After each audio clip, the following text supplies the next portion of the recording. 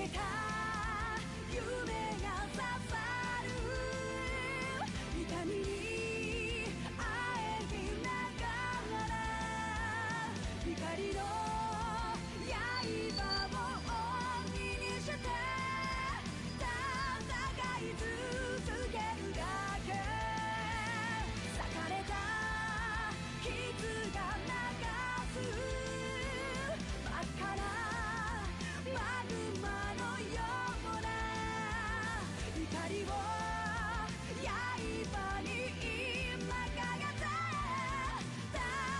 戦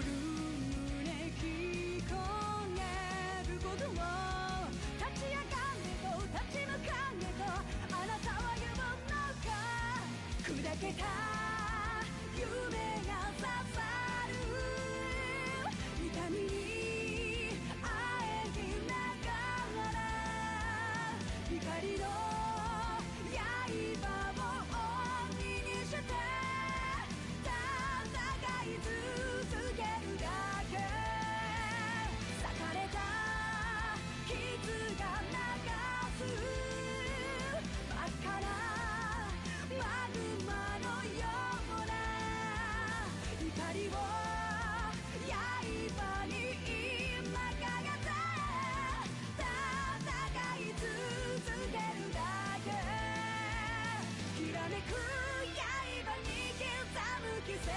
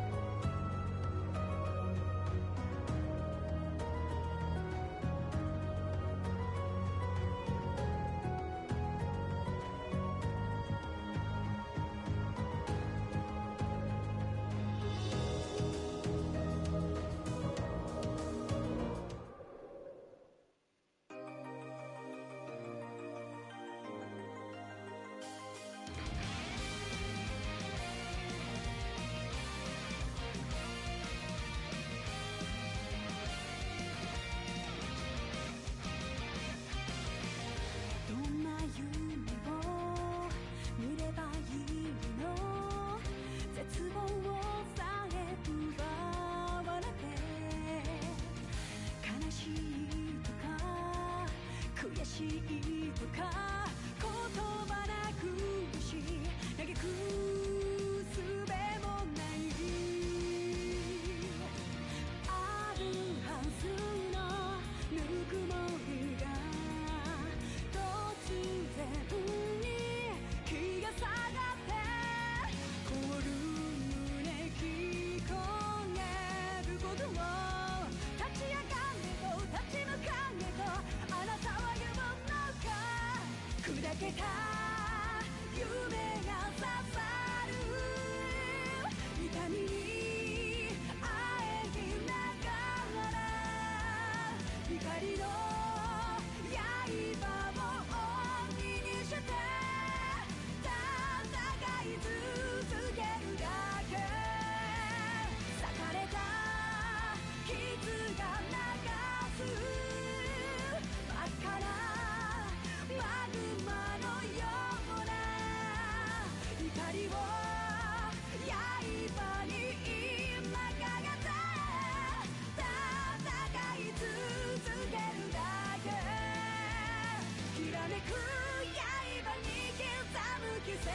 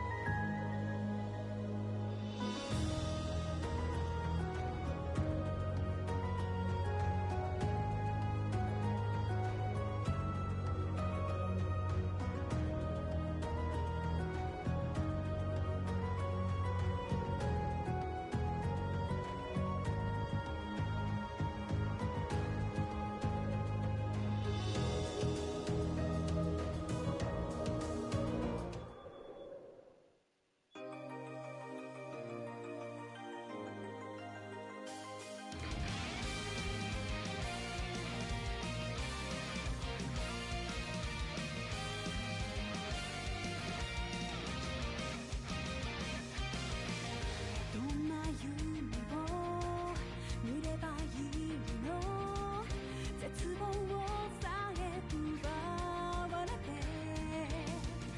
悲しいとか悔しいとか言葉なくし嘆く術もない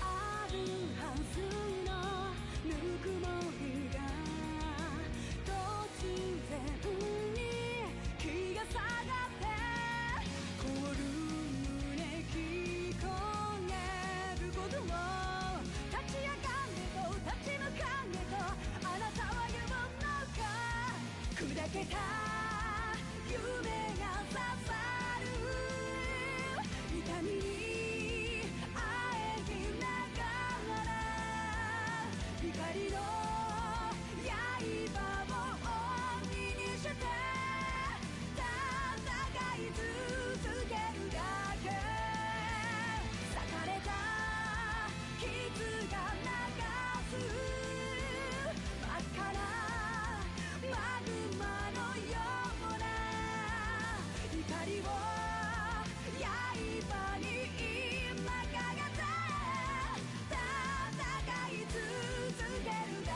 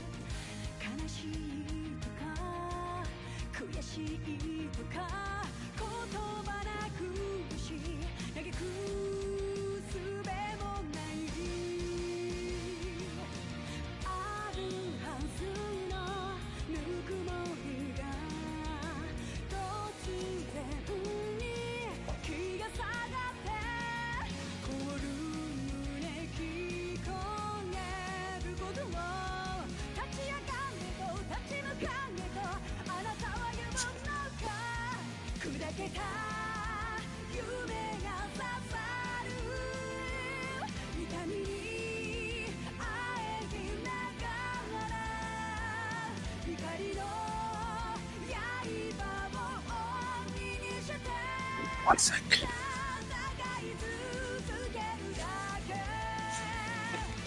How you know this?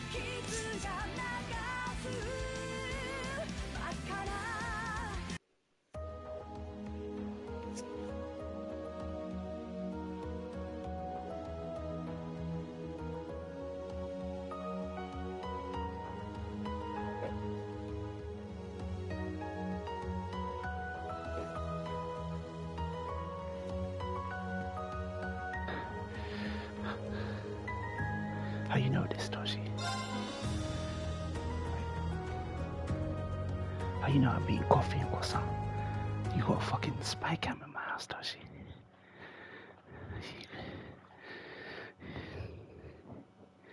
You got a spy cam in my house. The scars left on Ymir were fortunately much more shallow than anyone had anticipated. Partly thanks to the fact that the number of assailants was relatively small, there were no fatalities. And the next morning, everyone worked together to clean up the damages and restore the village to its original form.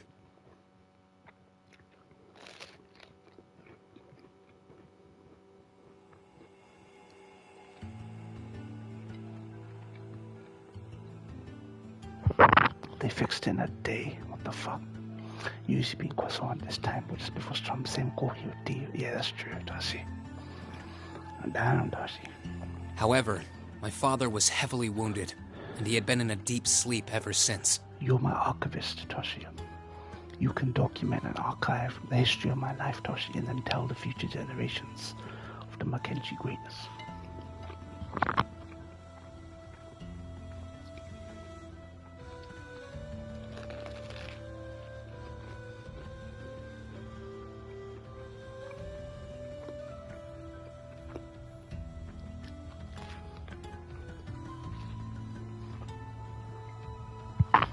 You're going to tell them about the etymology of spontaneous combustion bomb sex. You're going to tell them that always before Strum, the Mackenzie greatness be ate croissant and coffee. You've been telling them kids that late night mornings be drinking coffee.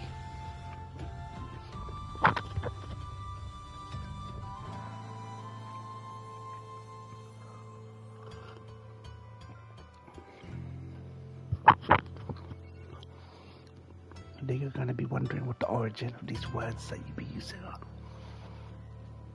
You got to tell them the history, the etymology, you get me?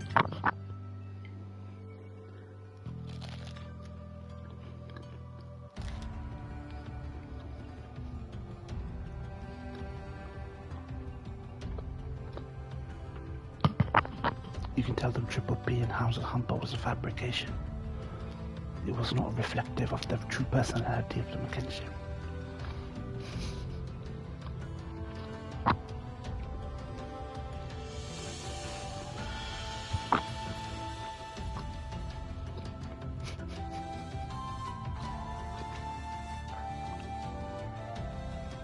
And while we knew his injuries weren't life-threatening, he would still need to be under careful watch for some time.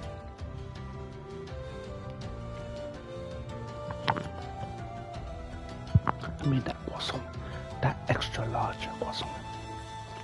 Not them tiny ones, extra large croissant.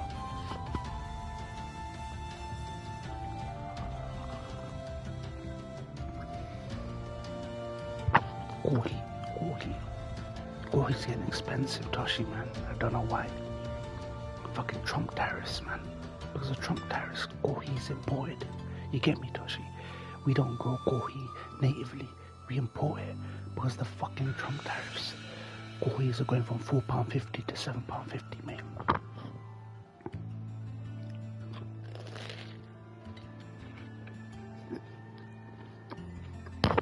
I've had to get this time around. Usually I get Kengo Colombian coffee, Toshi. Used to cost me $4.50, but because it's gone up to $7.50, I'll be gonna get the Sainsbury's own brand gold roast coffee now. Because it'd be bigger and the same price as the coffee I used to get.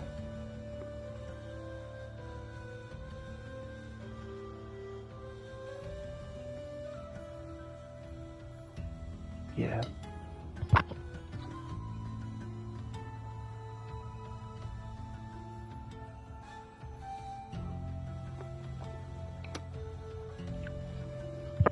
I get the Kenko Colombian because the coffee is fruity.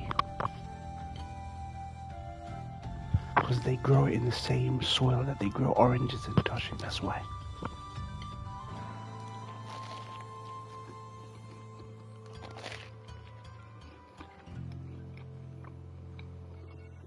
That's where it gets its fruity aroma.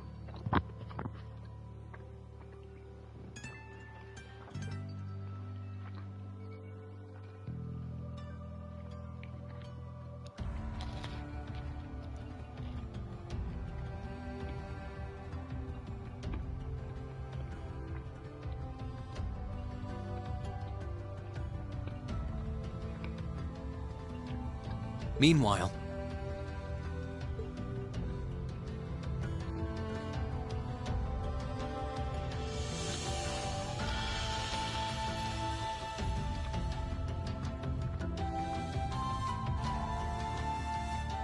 You're set on leaving now, aren't you? That music. Toshi, he got that ball collar now. He got that ball collar jacket now compared to the first game. He got that winter jacket now. And that summer school bollocks.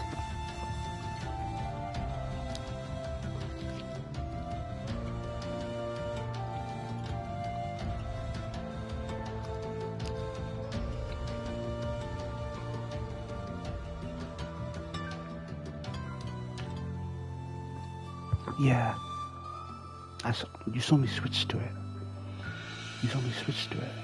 Yeah. But I don't like him having his chest open with a scar. It looks too fucking cheesy. It looked kind of gay, to be honest. Even though the jacket is cool, it looks kind of gay. It looks a bit too gay for the winter, you get me? I am. I realized that with Dad unconscious, I should probably stay and protect Ymir in his place. Maybe you could even say that I've got a duty to do so as his son. More immersion, exactly. But I've got something else that I need to do. And to me, that takes priority. If that's your decision, Reen, then I've no intention of stopping you. Like I said when you and Elise first left here to attend Thor's and Saint Astraea, it's a mother's duty to watch over her children and wish them well as they fly the nest. Mom, thanks. I'll be sure to watch over your father and this village in your absence. Do all that you can to bring Princess Alphen and Elise back safely. Will do. Toval, Celine, please, take care of him. You can count on me. On my honor as a member of the Bracer Guild, I'll do everything in my power to see your request through. I'd tag along even if he said no. It's about time we went and looked for Emma. Thor's his bum.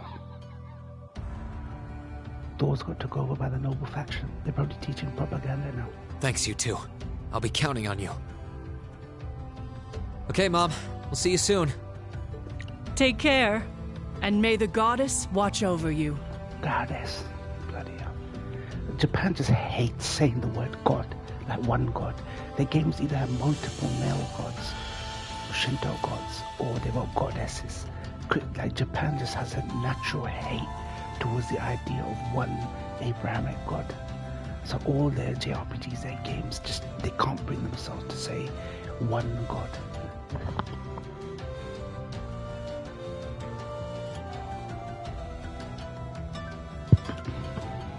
They gotta always reinforce shirk in their fiction, Toshi, always. Your mom's a strong woman, all right. She really is.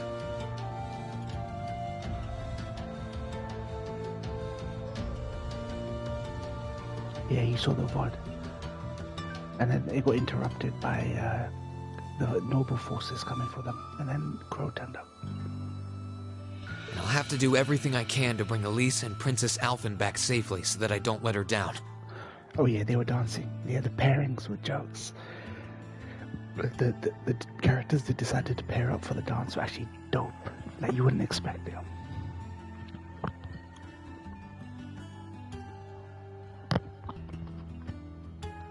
No. I will bring them back. Yeah, fighting this ghost spirit. That was a tough boss battle. Even though I did it, it looked like I did it first try, but I didn't.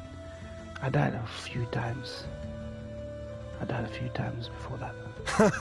Guess we can skip the pep talk if you're that fired up, huh? Make sure to try and repay all that support she's given you the next time you swing by here. You can make it so that the boss never takes a turn at all. You can never get a turn. Speaking of next time, it's time to go. Using Chrono Burst, which keeps giving Reans 2 turns in a row. So if he has enough EP to keep casting Chrono Burst, so he gets 2 turns, you can basically just do a loop, an infinite loop, basically. We're stopping by the valley before leaving, aren't we? So that's what I was abusing. Yeah. I want to see how Valamar's doing. Once we're ready, let's head out.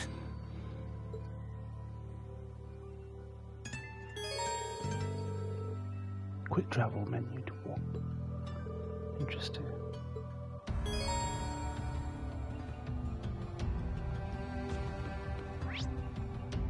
Interesting. Okay, it's just me and 2 people right now. Interesting. Sure thing. Interesting.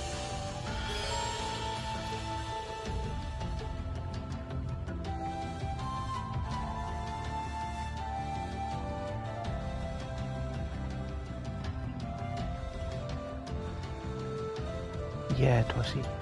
I mean, we always knew Million was there for a reason.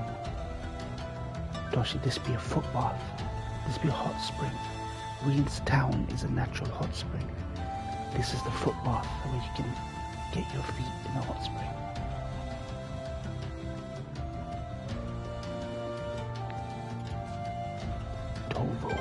Tovo Rings. Vectored. My nigga Vector's here for the bank holiday weekend, mate.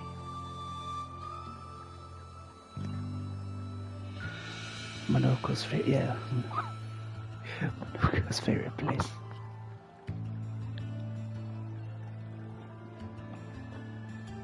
He can wait for diabetic people's feet to drop off and just collect them and turn into those people.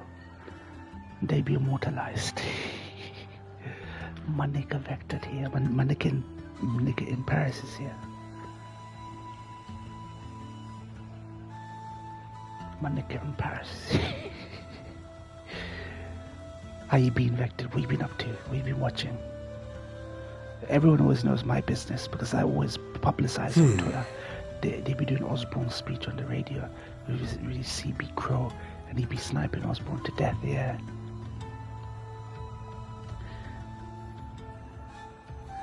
What you been up to? Death Stranding, June 26th, mate.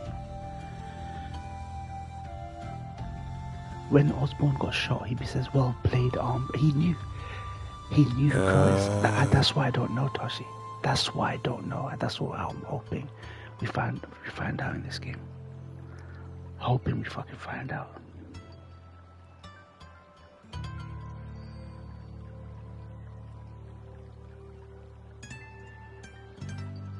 Yeah, because 3 years he's been like that good, just watching the rehearsal, Pete's reaction to the Expedition 33. Oh, nice, Vector.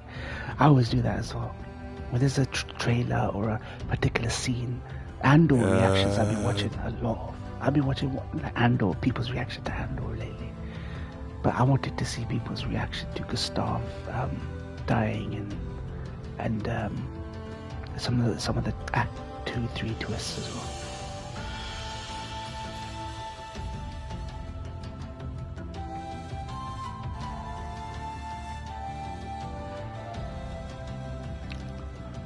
Honestly, it's game of the year, man. Nothing can beat it. Unless Death Stranding 2 surprises me and it's the best game ever made, which is not going to be.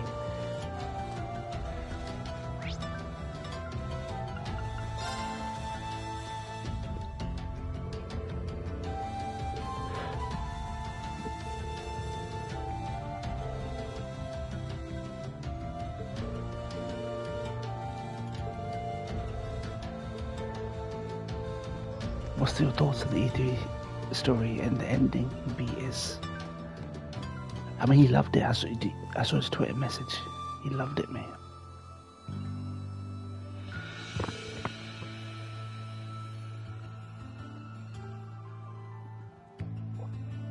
Toshi, you need to jump back on Twitter, man. It's so easy when you got a phone. Just browse through Twitter.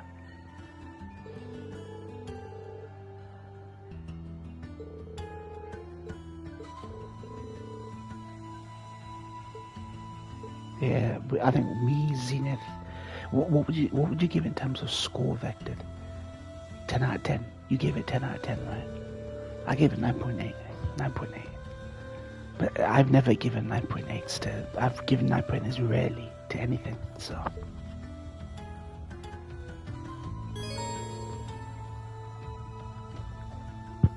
There's no point. We're in agreement on everything.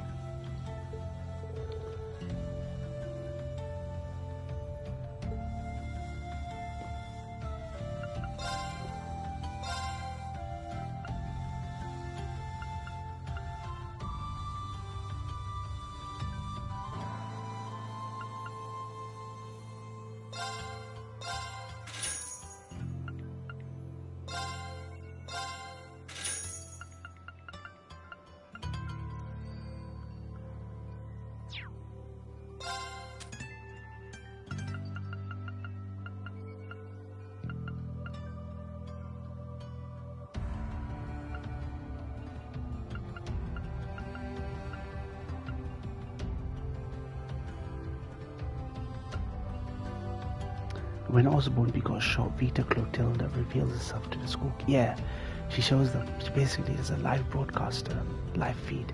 It's like a hallucination that everyone saw, basically.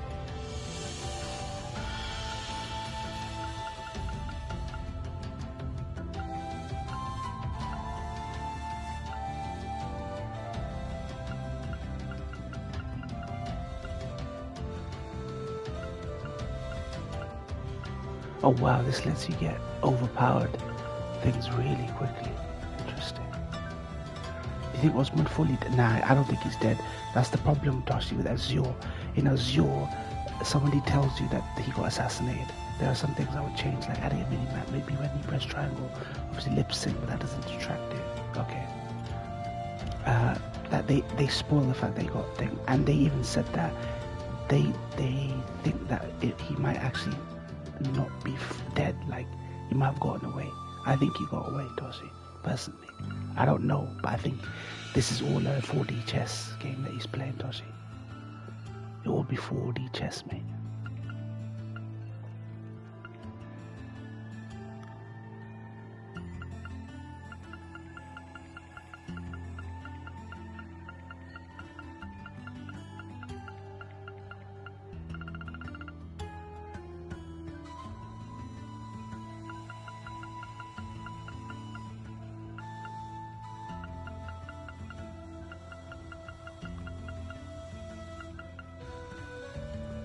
Toshi knows Kingdom Hearts 3 vectored improvements he's suggesting. I didn't mind mini-maps. I wanted proper fast travel vectored. I hate just going from one end to the map, then going to the dungeon, then going halfway through the dungeon. Like, I wanted fast travel. The areas aren't big enough that I cared that there was a mini-map. I wanted proper fast travel. Quality of life is quality of life. Just because the game you want a game to evoke the era of old games doesn't mean that you can just leave out quality of life things. Sea of Stars never did that. Want to make robots we start attacking Heimdall? Yeah. I mean, you're just recapping at this point. I know you've seen it. It's fine. It's fine, Toshi. I know you know, mate. You don't want to prove it. You don't want to prove it. You hear me?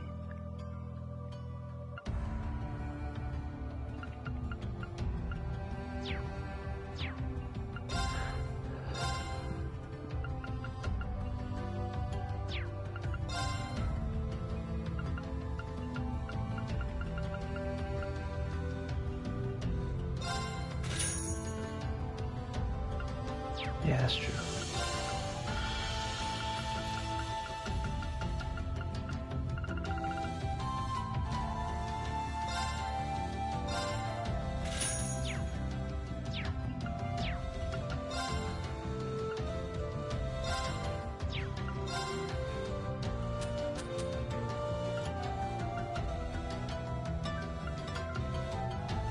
Van Dyke reflects its power, yeah.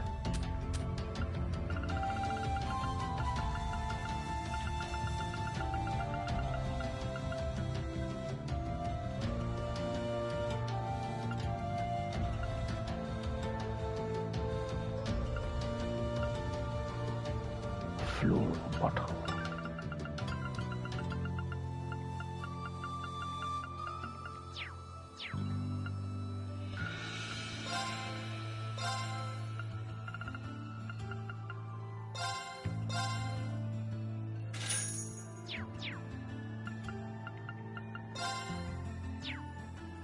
They've got a new system called trade. You can fuse items to make better items. This is a new feature in this game. Very good feature. Very good feature.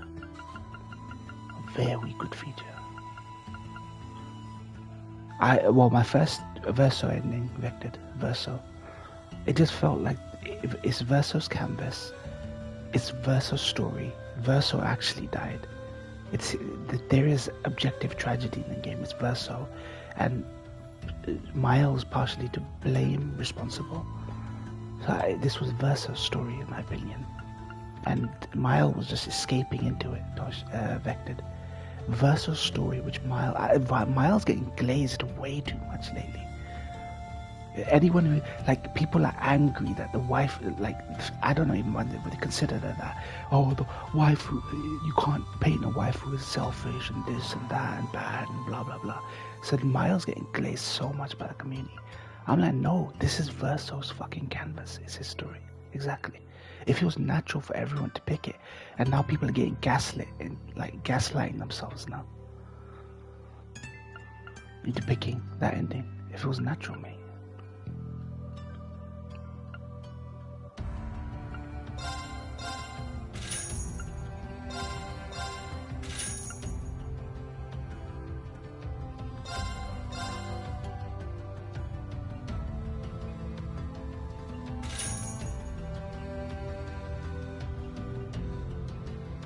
SK Mono could be disappearing, yeah.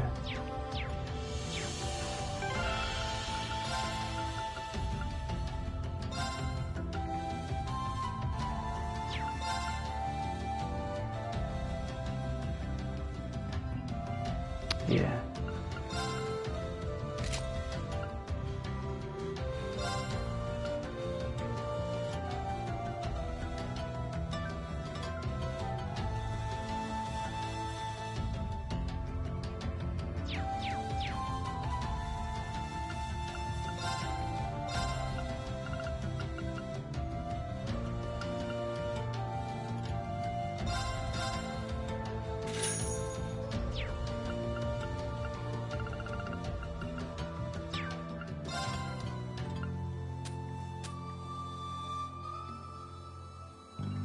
Years Maya's coming from, since she was literally born into the world, lived another lifetime, but she's in denial. Yeah, exactly. She's in denial. She wanted to escape because she wanted to escape her real life. So she almost is sacrificing her life for a delusion, a fantasy. And honestly, if she dies outside, she's dead inside the canvas. I mean, she's just a living corpse outside. She wants a fantasy land. It's escapism, right? And Verso's like, look, escapism is not the right way. It's not a way to tackle your problems. You need to tackle them head on. You need to stop this. Yeah, exactly. Trying to save a lead. Now people keep trying to gaslight people who picked Verso into saying, "Oh, Verso's choice only matters if you care about a rich aristocratic family." And I told you, have you forgotten, my nigga? Fucking Miles a nepo baby as well. Have you forgotten that fucking Miles, Alicia's a fucking French aristocrat, rich, privileged nepo baby? Wow, because she got burned face.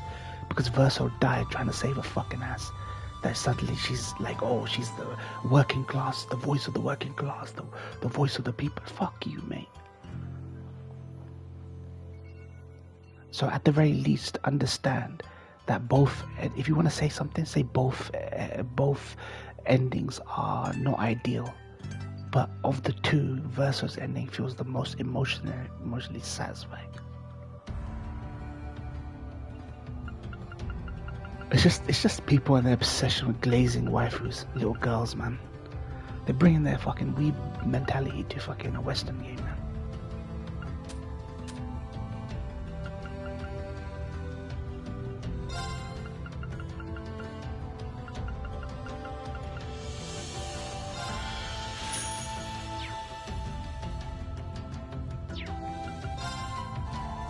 Yeah, exactly. It's just they're glazing my out, man. Because they want to look virtuous. They're virtue signaling, mate. They're contrarians or autistic or something. I don't know. I have no clue.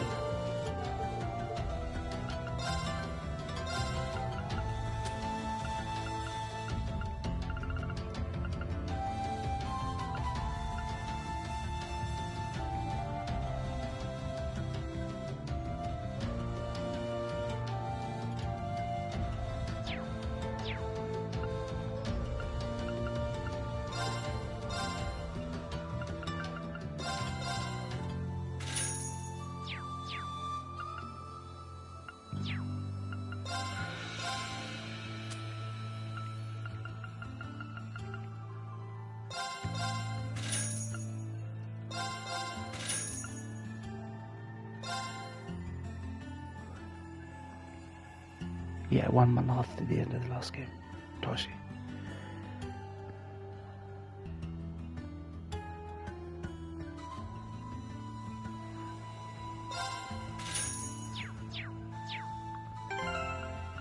Green is officially an evasion tech now. Tovo saying he got mysterious phone call saying where relocation is, yeah. We don't know who found him. I did watch a playthrough where the guy picked Miles' ending. He just said that he felt bad for her, but now that isn't helping her. It's valid, yeah.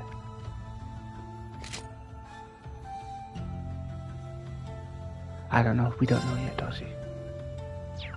We do not know yet.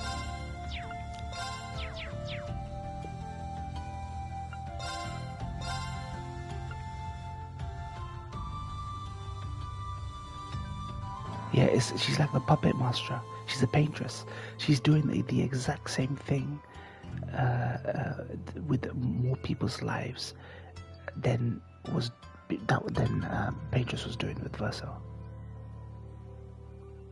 The only difference is that thing's gone now. Renoir's gone. They showed the paint on Miles' face. Yeah, the canvas basically. You get me? I mean, yeah, it just means like that whatever that effect is will take you over eventually. It's like a disease. If the longer you're in the painting, the more that painted effect affects you. Yeah, we do affect it. We do. I think that's the logical place. Logical thing to do. That way you can create stakes, even bigger stakes, and you can move beyond the story, the canvas. But then you have to ask yourself, which ending will be canon? Will it not matter? Will it just be a game where you play as, what's her name? The older sister. The older sister. Like, is it an ending where Maya exists? Or is it an ending where she's in the pain?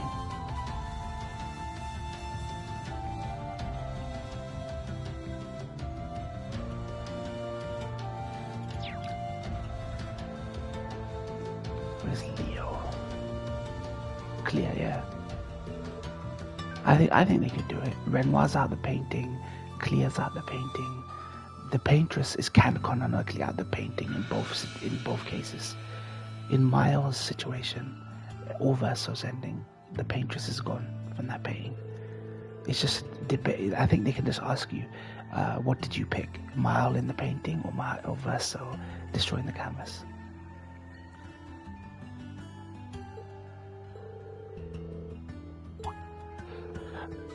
Part of me did NG Plus just to see if I could, if my build held up, that my overpowered build held up, and it didn't. So I made it even more powerful. But secondary, in case they do DLC, and that DLC is like Kingdom Hearts DLC, where you have to be like a level 99 character with all the OP shit to take on the biggest challenges, in case they do like a super boss or DLC or a super challenge, I'm ready now. I'm fully ready with my build to take on whatever DLC they're gonna do.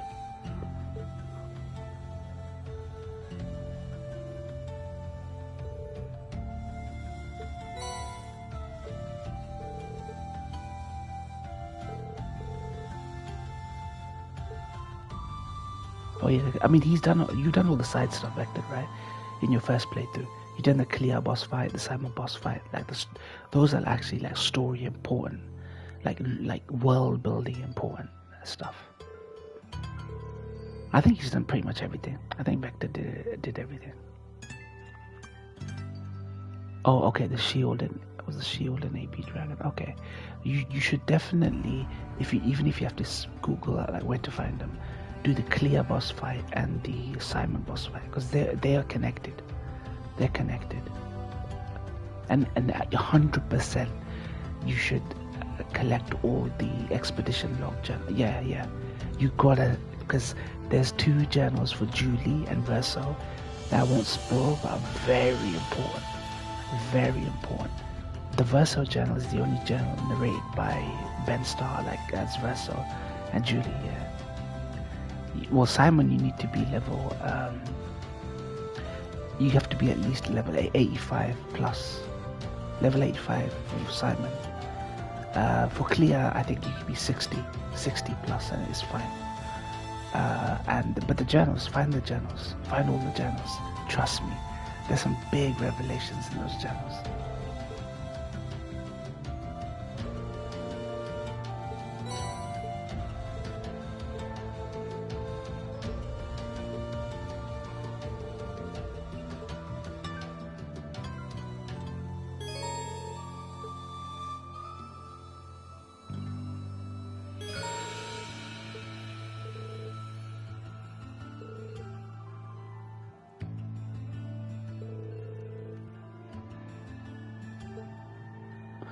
Expedition 60 journal be in Lumiere before you fight Renoir. Yeah, near the Opera House. Yeah, you have to go to the side, and you see something in the water, and Monoko should be in your party, and he says, "I can fish out for you." Yeah.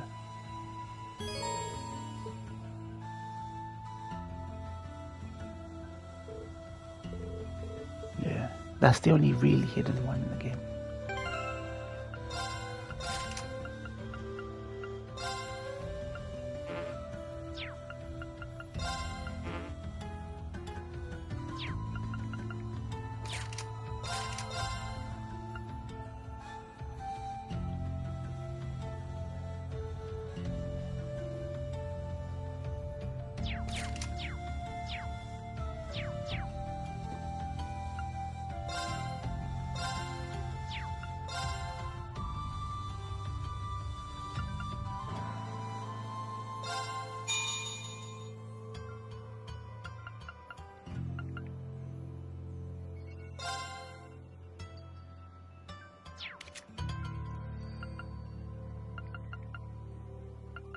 Here's all level 1.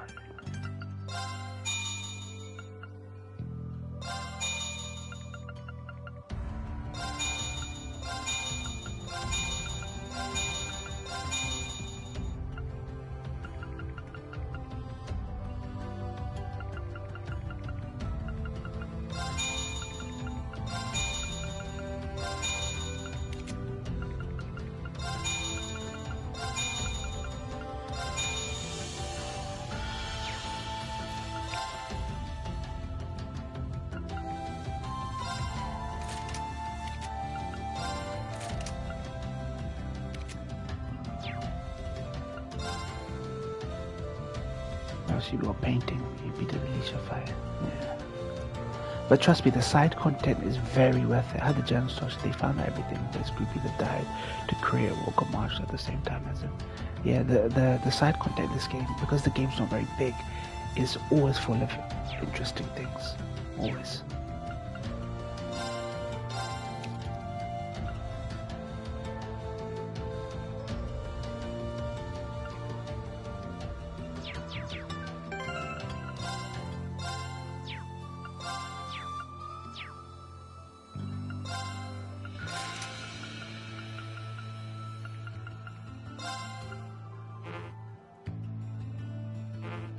Isn't this a black one? What's going on?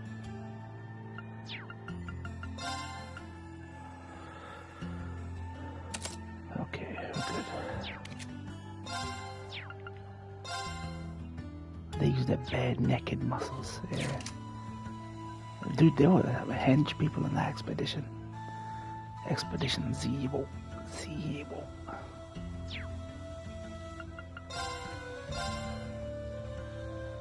Rakuyo.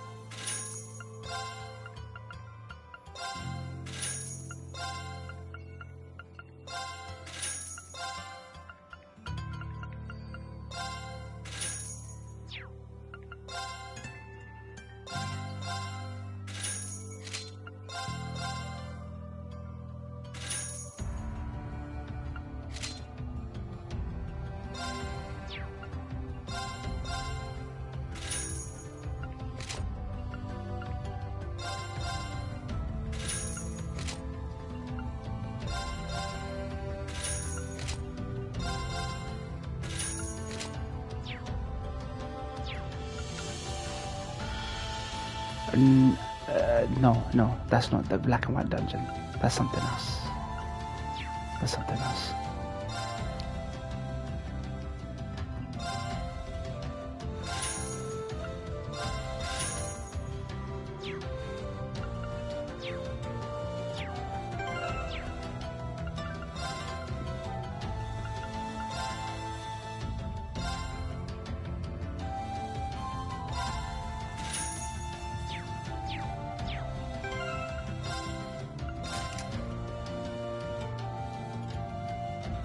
Okay, I'll have to look it up. Yeah, look some of them up. Like without, it won't spoil anything, but look at the way to find them, because this game doesn't have fast travel back then. So you're literally gonna have to be going slowly around everywhere on Esky, and there's just no point. There really is no fucking point to doing that.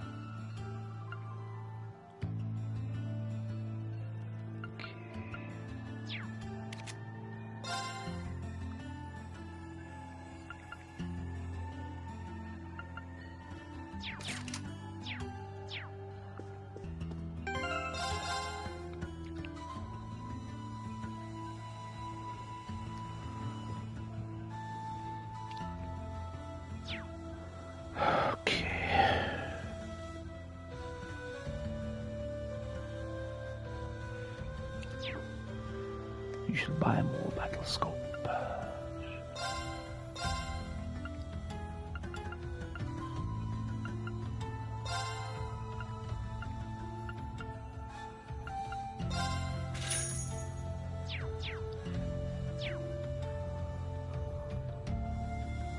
Greatness, man, fucking greatness.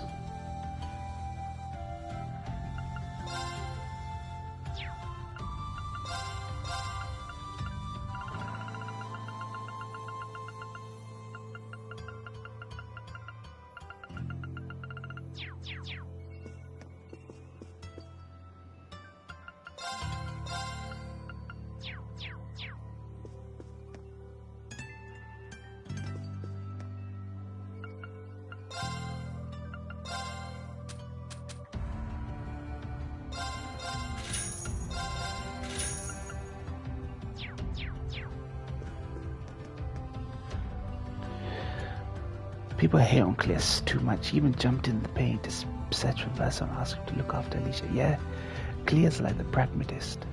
She's a realist pragmatist. She's like a version of Renoir you can actually listen to.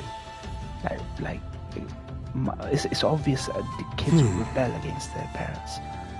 And like Miles, a kid, she's not old enough to make such decisions. But even Clea, the older daughter, is more like Renoir and Renoir's favorite. And if Maya would just listen, then she'd be more like Clea than not so guided by just their emotions. You know what I mean? Because it's the emotions are what led them to this nonsense anyway. The paintress's emotions, Miles' emotions. Everyone fucking around in Verso's canvas.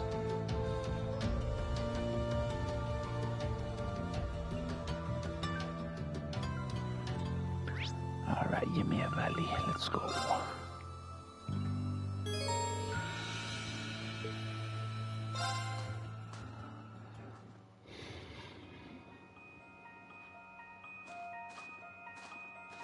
My Gundam, Toshi. This is my Gundam. Well, here we are. Finally getting used to walking on this snow. The Divine Knight's exactly how you left him, too. Thankfully.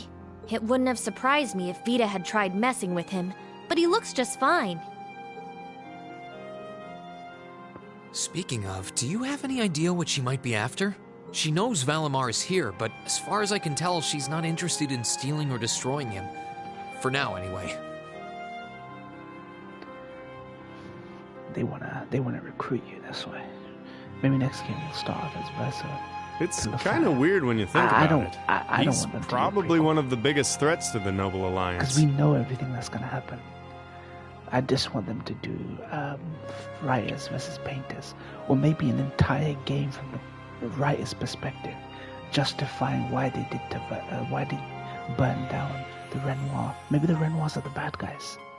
Maybe the big subversion next game could be the Renoir. Sorry, the Desandra family are actually the bad guys, and you see it from the writer's perspective about why they should burn down. And maybe that's why they made Clea such a unlikable character, like from a personality perspective. Maybe we'll finally see the wrath of Clea, and the writers are gonna be it's gonna be like a Last of Us situation, flipping between Ellie and Abby kind of situation. I've got no idea what goes on in that head of hers. Maybe, yeah, maybe. That could be DLC though, affected. That could be DLC. But I think you make a whole game out of the writers versus the painters thing. But I'd say that there's a good chance her and the Noble Alliance's goals aren't as perfectly aligned as you might think. And if that's true, whatever she's doing is probably for the benefit of Ouroboros. You said the Anguis are the top brass in the society, right, Toval? If she's that high up, I wouldn't be surprised if that is the case. Clea went in and painted over a bunch of things. Clea painted over the painted version of herself made by the paintress. She got her Clea to make the Nevrons. She only did that to give the Renoir an army, Toshi, to even the scales, like they were saying. This is why every journal is important. Every journal is important, and the stuff you find in Clea's dungeon and stuff is important. It gives you a better picture.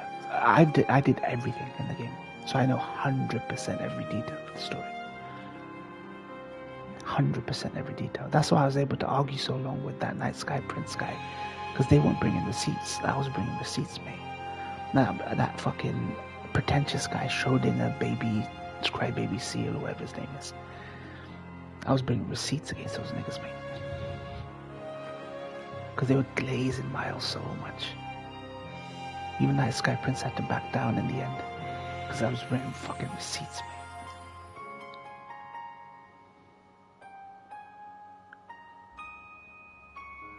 mate. Well, whatever she wants. Can't see it being good news for us. They've been trouble all over the continent in the past. I dread to think what they've got in store here in Erebonia. But, well, at least we've got time to stop them. Things could have ended a lot worse yesterday if not for Valimar's help. I can't even imagine the ways Ymir would have suffered if we didn't stop that magic knight. I'll need to thank him when he wakes up. Yeah, do Claire, but do Simon boss battle as well, because there's literally after beating Simon, there's a voice log from Simon. There's an expedition journal from Simon himself. It's very important to the whole picture of well, I'm not going to spoil it, but you'll see. You'll see. It relates to everything you're doing. So. That will not be necessary.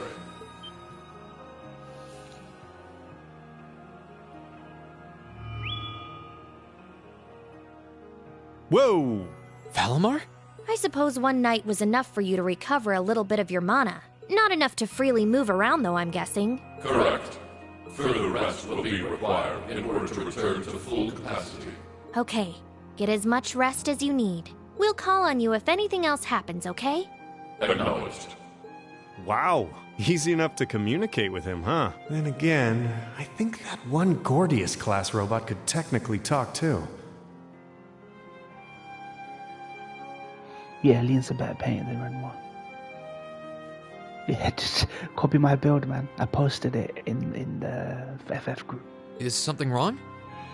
But actually, yeah, do that build. But they've nerfed my L recently, Vectored. I'll send you my build. Oh, no, just You can't thinking. do billions and billions of damage anymore. And Simon doesn't give you enough chance to even do billions of damage. I sense a change has occurred in our group since I last entered a state of inactivity. That YouTube video, yeah, just follow that YouTube video, my latest YouTube Vectored. Confirming the absence of the waveform of one member. Toshi's got Assuming 2000 that views, some my form latest of YouTube. irregularity has occurred. My NG plus Simon one-shot build.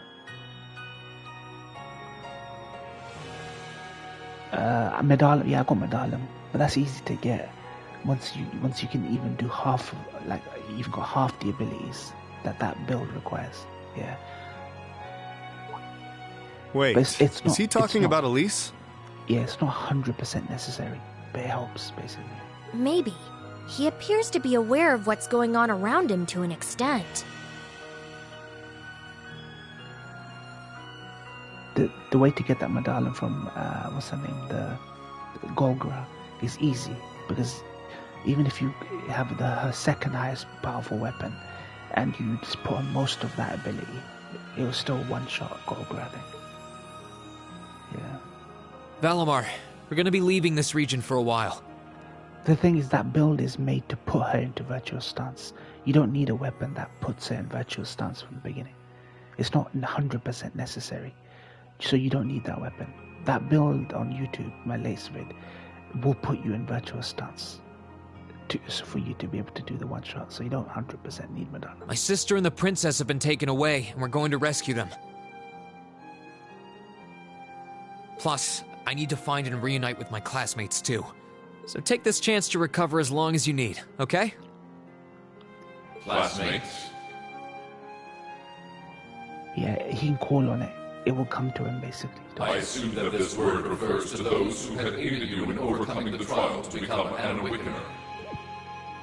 Yeah, is that a big deal or something? Valimar?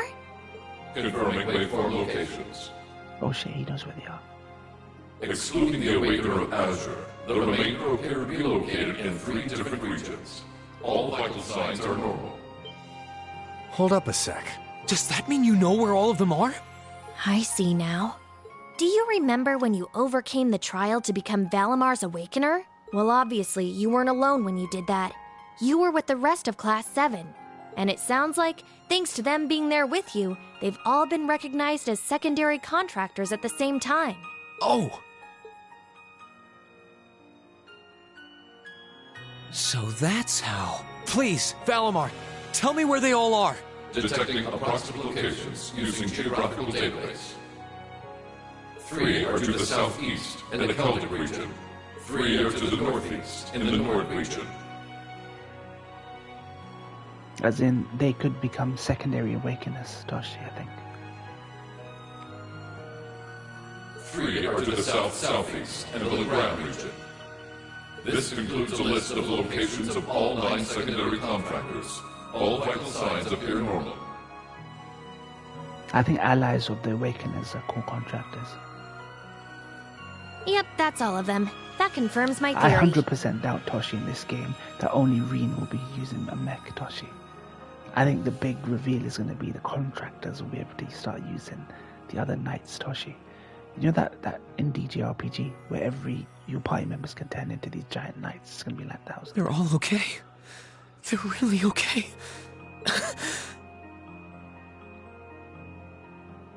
Yeah, check my video. Very short. You can see every stat at the end of the vid, and look at my description, my pinned comment on my description. It explains 100% what you need to do. Once you've equipped all your party members like I have, just look at the pinned comment or the description. It'll show you everything you need to do. I'm really happy for you. Though I sure wasn't expecting us to get confirmation of their safety quite like this. Yeah, I decided to put the 410 guide in, just so people know what to do. Look at you crying away. Because And you they call nerfed yourself a Miles, so it's man. much harder to do one shot now. Quiet, you. Oh, come on. You can't pretend you aren't breathing a sigh of relief right along with us. This means Emma's safe too, you know. I mean, he's not playing on NG+. Vector's not playing NG+. He doesn't need all of the stuff I've equipped those characters with. Like, he definitely doesn't need like a lot of the abilities I've equipped Mile on. So he can just easily do it if he's got the most important stuff on, basically. Oh, I for one am definitely breathing a Anything sigh of that relief. buffs her damage is the ones you need 100%. Still, all 3 locations are a ways away from Ymir. Yeah. I'm pretty sure the Noble Alliance has got control of key locations all over the country on top of it all. On the plus side, they're all on the eastern side of the Empire, but getting to them ain't exactly gonna be a walk in Motter Park. Oh, hey, wait! Valimar, can't you use the spirit path? Affirmative. Spirit path. Doing so would consume all of my current mana, however. Spirit Path. What's that? It's the name given to a really old means of travel. Using it will allow us to travel instantly to even distant locations. Seriously? How? You know how there are still remnants of animism all across Erebonia, right? Well, places like that are connected to one another by spirit veins. Septium veins, in other words. And Valimar has the ability to use those veins to travel. Yeah, that's kinda going over my head. But basically, you're saying it's like an invisible road that connects places like Legram to here or wherever else? Exactly. The spirit path can only be used between areas where animism had a hold, though. The other drawback is that taking it will use up what little mana Valimar's been able to recover, which means that until he's recovered enough to travel again, we won't be able to come back here. I see. Personally, I can't think of any better options. I think we should give it a try. What do you think? It sounds worth a shot to me. Now all that's left is to pick which place we should head to first. Right. Oh, they give us a choice. Interesting. Keldic, the Nord Highlands, or shit. Legram. The game gone too epic now. None of that high school crap, Toshi. None of that fucking high school bollocks. I think Keldic is the closest to here. Maybe we should try heading there first?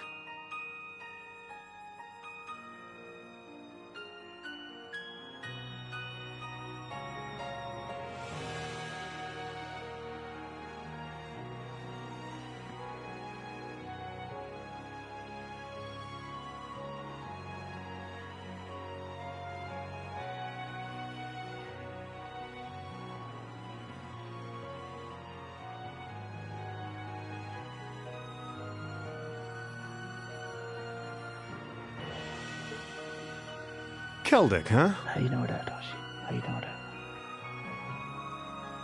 I'm down. Should make a good test run for this whole spirit path deal. Spirit All path decided? arc. Toshi, spirit path arc. Come with me, then. Spirit path arc. Right. The monument would have ties to animism. This seems like a good enough spot. Are you both ready? Ready. Anytime. Valimar, open the spirit path. Our destination is Keldic. I'll lend you all the support I can, too. Acknowledged. He's gonna use up all his powers, so he's gonna have to charge up his iPod, mate. He's gonna charge up his phone at the nearest socket after this. Activating Spirit Path.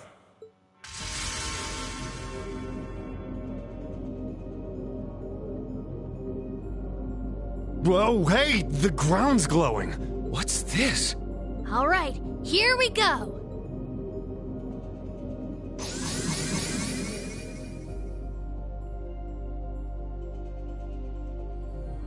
Oh shit, Spirit Path Toshi.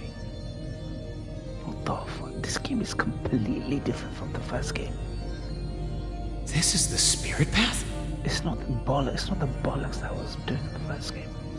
This is the problem with creating one game and splitting it in two, man.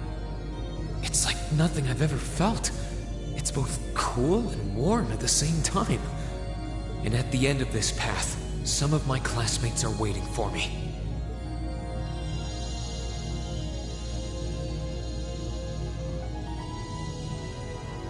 Which ones, I don't know.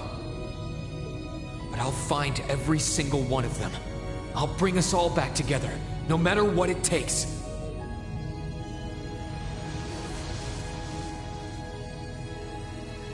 Spirit Path Arctoshi.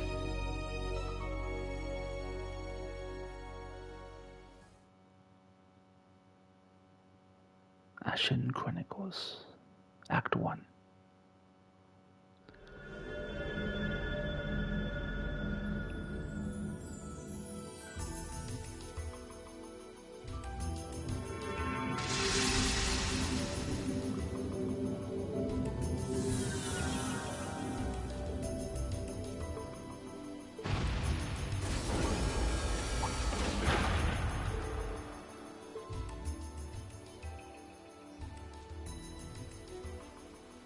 Oh yeah, this was a big mystery, Toshi, this place. The park that they kept guarded near my school.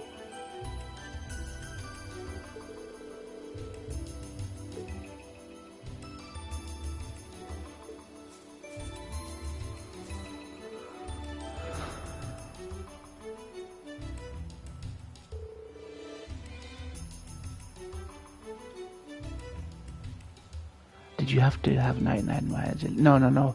I beat Simon on my first playthrough on level 89. I was level 89. And I had cheetah. You need cheetah. You need to beat that boss in the sea. That boss that's walking around in the sea. Near the north part, well, the northern waters basically, or the central waters. There's all that big giant monstrosity that's walking through the water.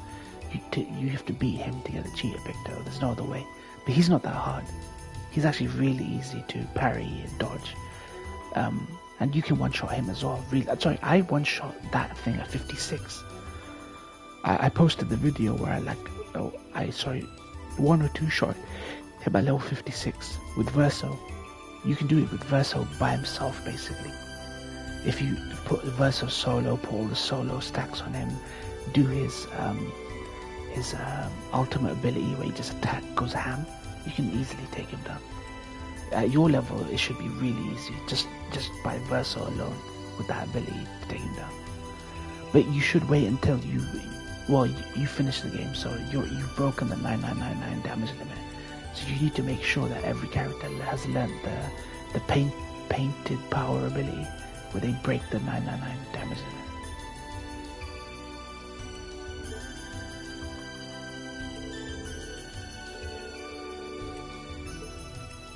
Toshi, where you gone, mate? Toshi fell asleep, didn't he? Man's telling me to go long on a bank holiday weekend, and he's like full asleep.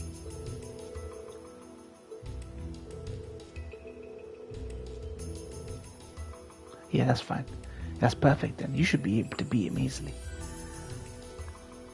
Just learn Verso's ultimate ability. It's the one at the bottom of his tree. 10 points. I forgot what it's called. It's something strike or something.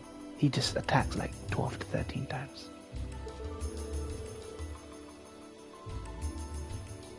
Friday night, weekend, bank holidays drop.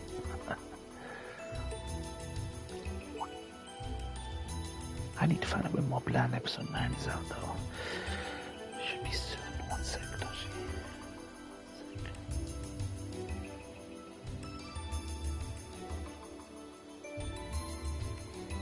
Hideo Kojima doesn't want more than 150 people working on games like Death Stranding. Good luck with that, my nigga.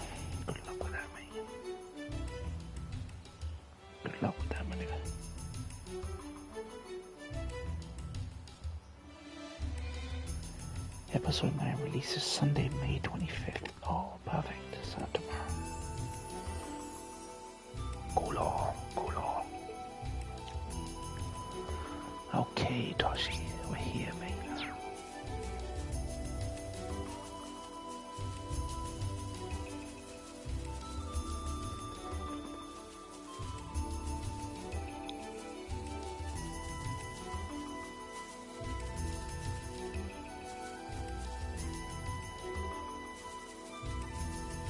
What did do that? What did do that? What did do that?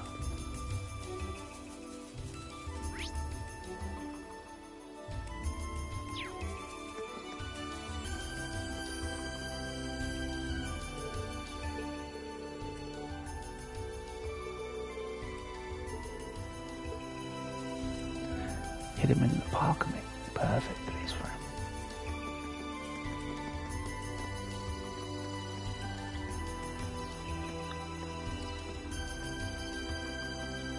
Yeah, he's very Elden Ring, Souls-like coded vector.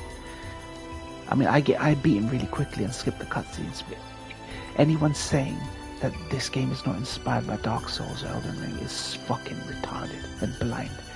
If you watch the cutscenes with Simon and see the way they talk about him, he's hyped up, and his face shifts and everything. He is very fucking. He's like a Souls boss, literally.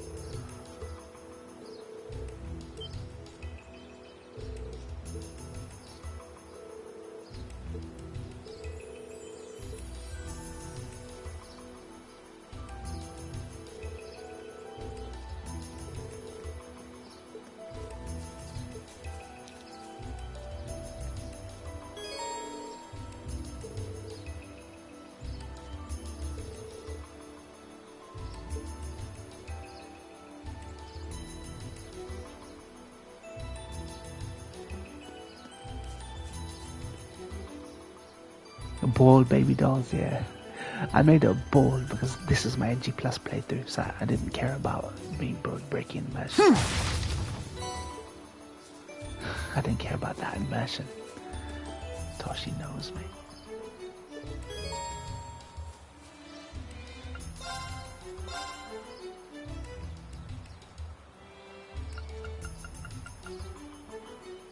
Too funny, yeah.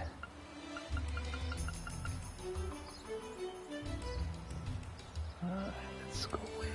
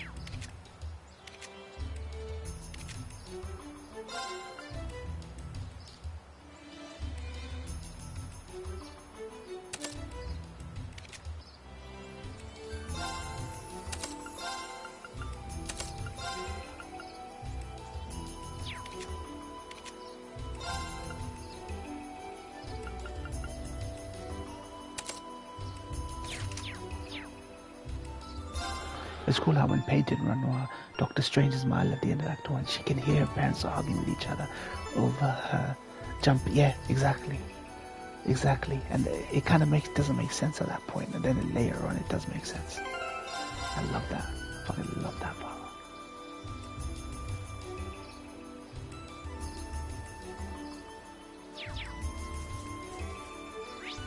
Okay, Toshi, here we go. Let's wrap this up. Sure thing.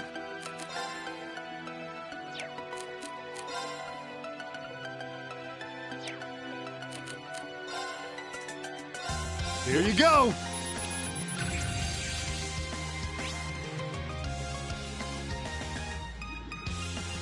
My turn.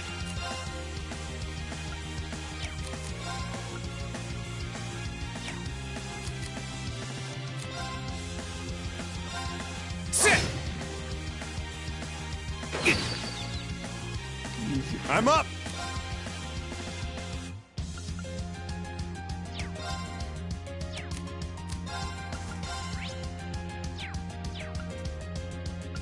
Marcus, activate. Here you go. Sorry, that's it for you.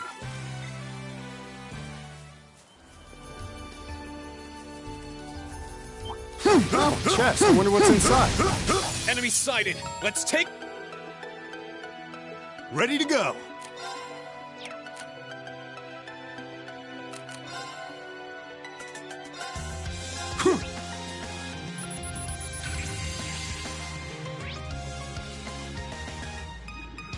Oh no, this is the second game, Vector.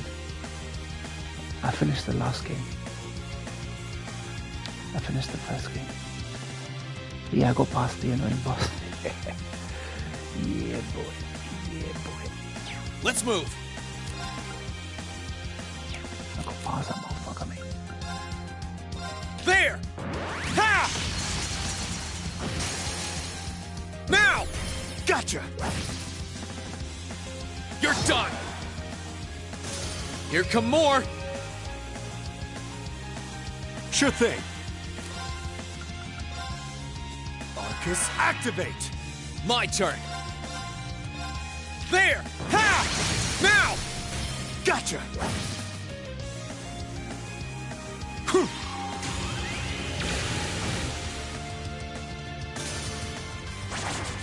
Too slow!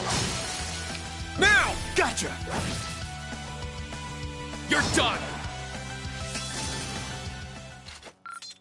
You Oh, chest. I wonder what's inside. You bum, mate. You bums in that chest, mate. Fucking bum, mate. Fucking bums in that chest, mate.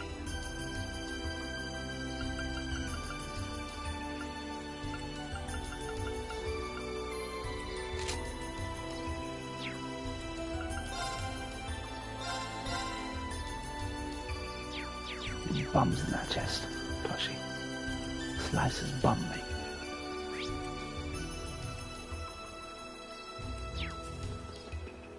You asked me who I thought I had the biggest bum, but I never asked you. I mean, it's CL, man. CL, but I prefer Lune overall, though. Like, the whole figure, mate. In terms of, like, Darado, CL, mate.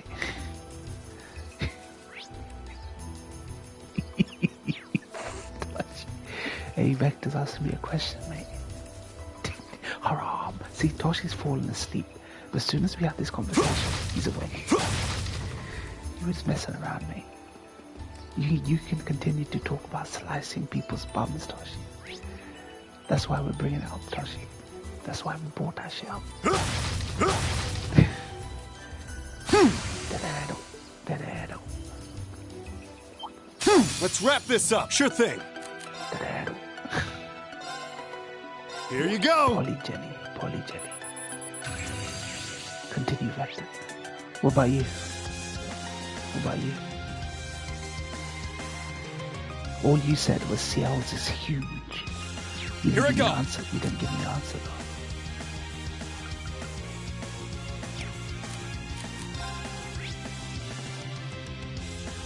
Ciel, yeah.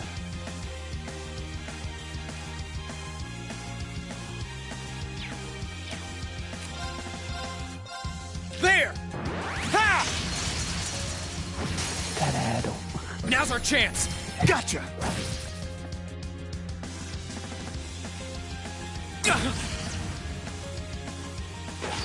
Too slow! Now's our chance! Gotcha.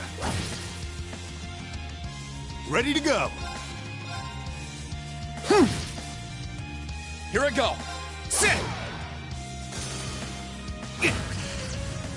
I'm up.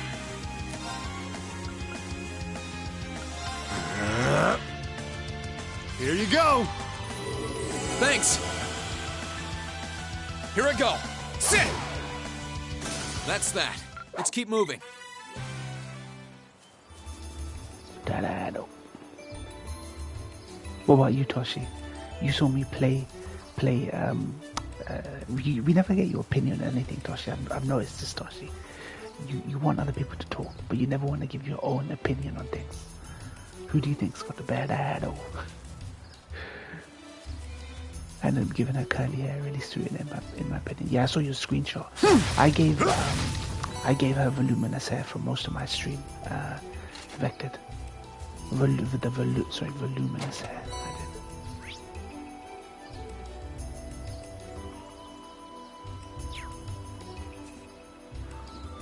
I did. It did suit her. It really did suit her. Double braid though, I ended up giving afterwards. Toshi's not gonna answer. Why are you gonna answer me? Who wins the Rear of the Year award in that game? Toshi. You saw me stream it enough, basically.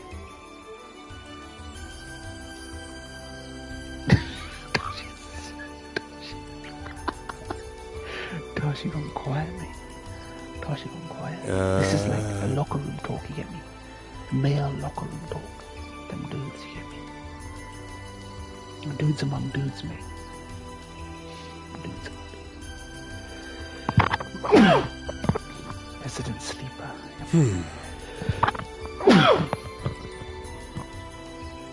Toshi's malfunctioning right now.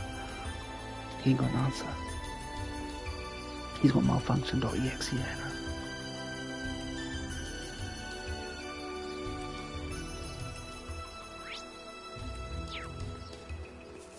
Malfunction.exe, mate.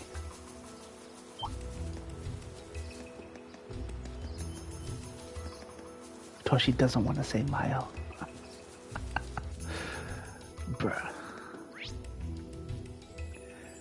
They be romancing you, they be seducing you.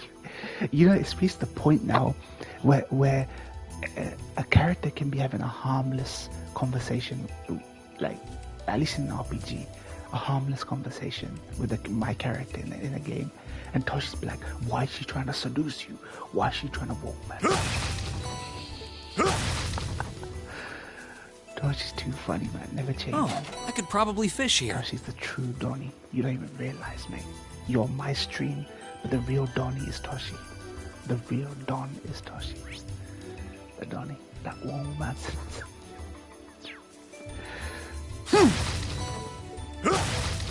Ciel was trying to use Versa to get over her dead husband.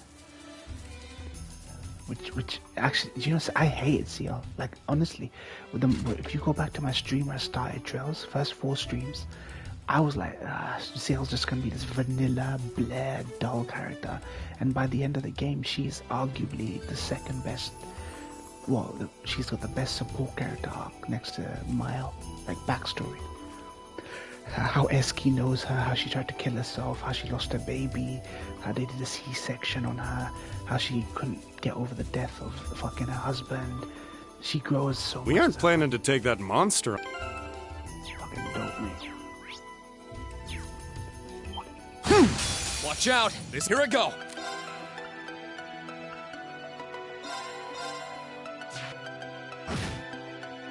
Sure thing. Now! All right! Let's get him! Understood! I liked doing that. That she was always the one I was gonna go for. But Let's move. CL actually was like very surprising. There! Ha! Now! Gotcha! Ready to go!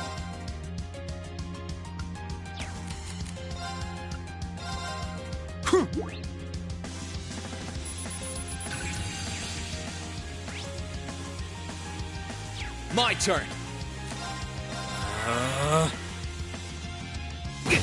Everyone Twitter loves Luna. Yeah, Ready to she's go. Asian. It's easy to like weebs, but she's also the first female character that is with you. She's with you for the majority of the year. Marcus, activate! Here you go! I still like prefer Luna overall to CL. Ready I to think go. CL as a character is way better.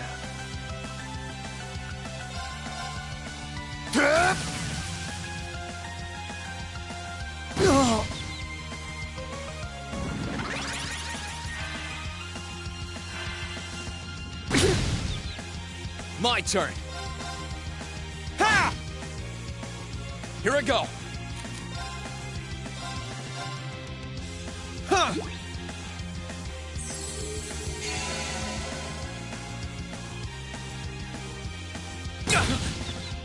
Dude, I have evasion on me, man. What's going on? I'm up! Marcus, activate! Here you go!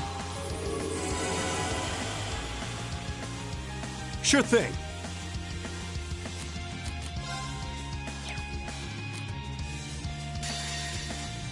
Time to stop holding back!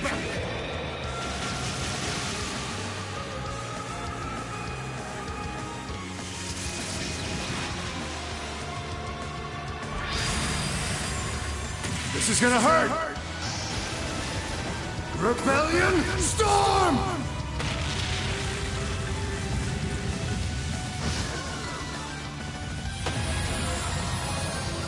Phew. Well, that's that.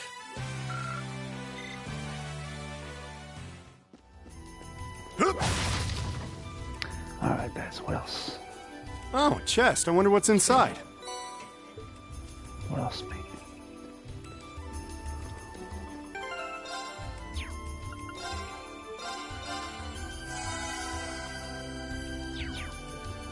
What else, guys? Why the chat suddenly died me? You guys expected me to fucking just die every time I go to a fight. Honestly, they were rewatching some Act 1 scenes. I still love Gustave's personality. Same. The thing is, if you look, Gustave just did not have an impact on the game, in my opinion. Like, I thought Gustave would come, like, Gustave's passing would have an impact on the game, but it doesn't. Like, that's the issue. Some people say that he had to leave the project. There's a big rumor out there, and it's got a lot of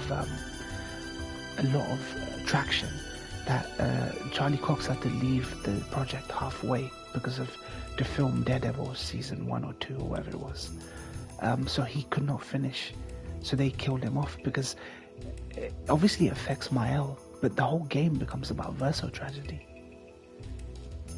Becomes just about Verso. Like, they don't bring up Gustav literally until the end, where she's brought him back. You know what I mean?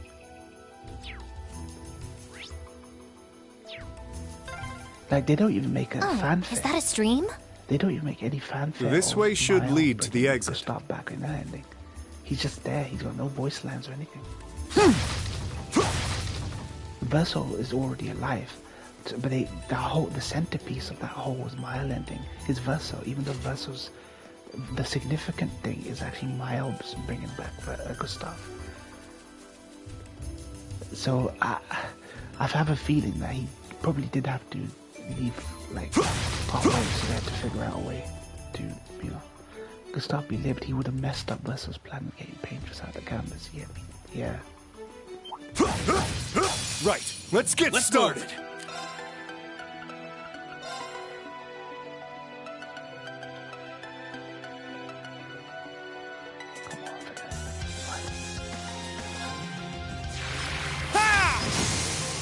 Now! Gotcha! Ready to go!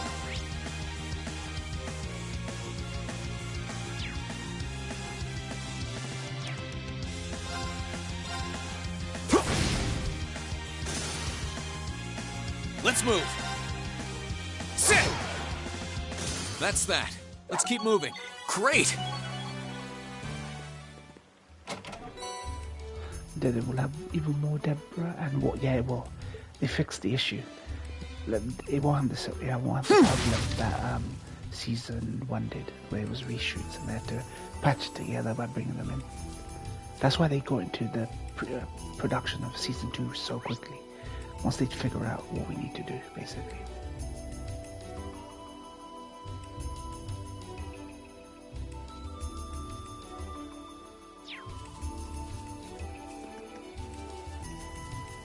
There's a fishing spot here, apparently.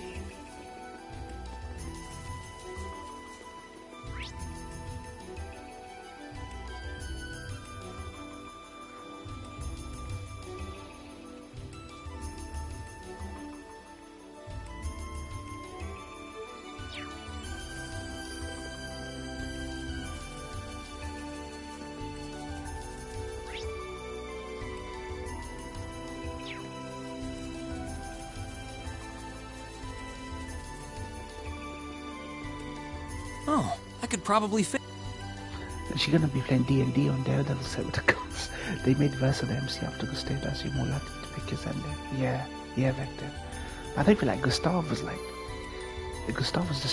just a means to an end. Like his character he has no legacy apart from his journal. And then Miles starts writing the journal as though she's gonna pass on.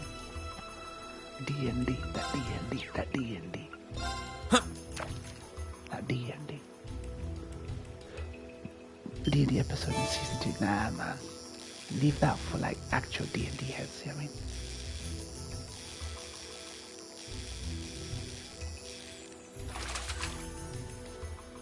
Caught one. That D&D, that D&D. Huh. I like D&D, but I could not do it as consistently as Rick does it.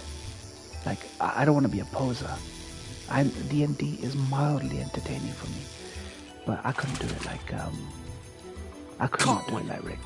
You have to be into it, you know what I mean? I appreciate that it's a nerdy social activity. Nerdy activities tend not to be very social. Maybe you're right. Like if he wasn't doing Devil, he could have revived in Act 3. Exactly. I feel like he would have had voice lines that would have gone beyond, like, you know, but... Huh. Hippo with guns. Yeah. Vector was Hippo with guns. I was a bard, wasn't I? I actually decided to go with my Dark Edge bard, I think. Not bad.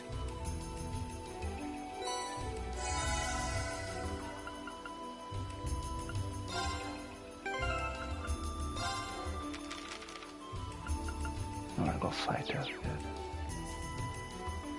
Vector, we had a snow owl too, yeah.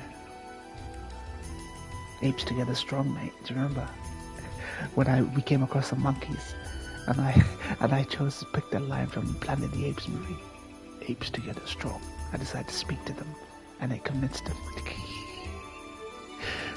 Dude, that was so jokes, man. No lie, I had fun, but I can't do it as consistently as Rick. I'm a casual fan, as it were. it's not fair to say that just because you're a BG3 fan that you're a D&D fan.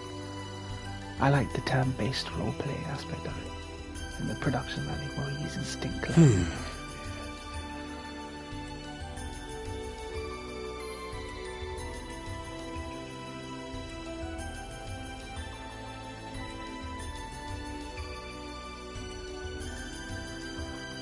Casual greatness. It's fine. It's fine to be casual. Even John Bernthal was a casual until Deborah Ann Wall schooled me. You get me? You get me?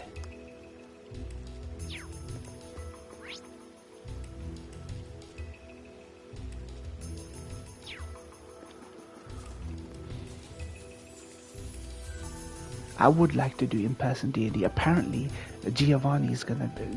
Sonia's gonna be hosting a D&D session at her house, and Gio, Sonia, and a bunch of other people are gonna be playing. Where can I stop playing after you drop that anyway? Yeah. Gio's gonna be hosting D&D. Enemy sighted. Let's take them out. Let's move. Ha! Now's our chance. Gotcha. Used to be into Magic the Gathering as well, apparently. Gio did. Ready to go. I think the Final Fantasy crossover with Final Fantasy That's crossover. that. Yeah, they're friends again. They're friends again. But I mean, I think I brought this up. She broke up with her boyfriend and now she's back with you. I mean, it happens. Women are very much similar. They need the friend. They need the friend they can lean back, fall back on. But yeah, he's going to be doing a D&D session. Apparently, Magic the Gathering crossover with FF. It's got the design for Safer Sephiroth from the third FF7 game that's about to come out. They're debuting the redesigns for Sephiroth, the final Sephiroth boss, in the Magic the Gathering thing. So Nomura's done a card where there's two sides, and one side is the top half of Safer Sephiroth, and the other side is his redesign for Sephiroth from the bottom half. And if you get two of the same card, you can line them up with each other and you get the whole picture of Safer Sephiroth. And this is the redesign, and that's going to be in FF7 Remake Part 3. And he's debuting in Magic the Gathering. That's kind of fucking cool, man. I might need to collect these cards, man. I might need to start collecting for like PSA 10, like grading them. Fuck playing the game. Enemy sighted. Let's take them out. My turn.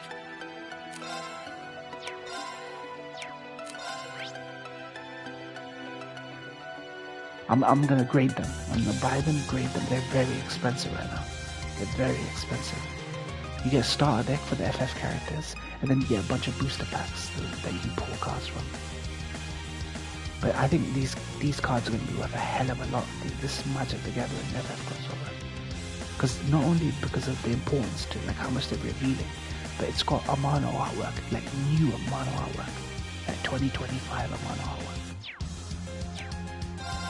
Ha! Ready to go.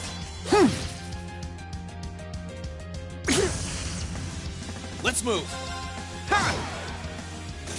And more. My turn.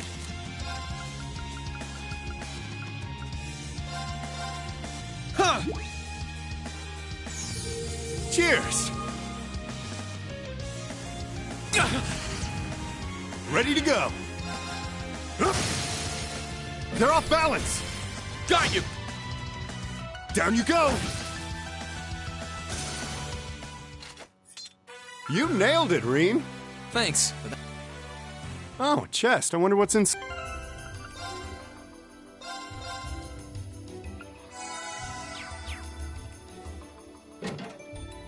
Enemy sighted. Let's take them out. Sure Bloody thing. hell, pandas, man. What the fuck? Got fucking pandas up in here, man. You see the little pandas, Toshi? At the back. Sasa panda. Here you go. Sasa panda. What the fuck is this?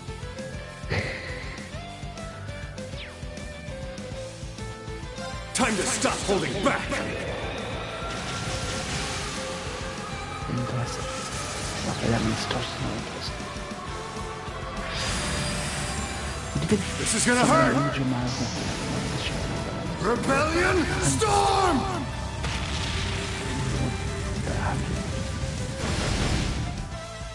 I have no idea. I think I have no idea. It could be the objective truth, maybe, that it was Expedition 100, and maybe over time it was just called Zero. I don't know. I have no clue. I have no clue. Gather on my blade!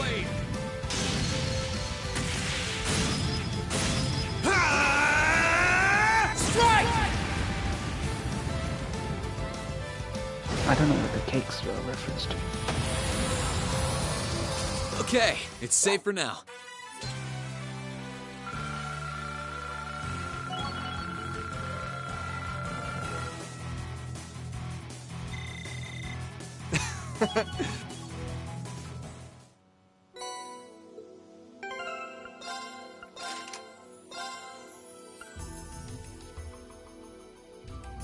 Let us know your thoughts on what you be said in your message about the monolith cakes nightmare number 100. I have no clue.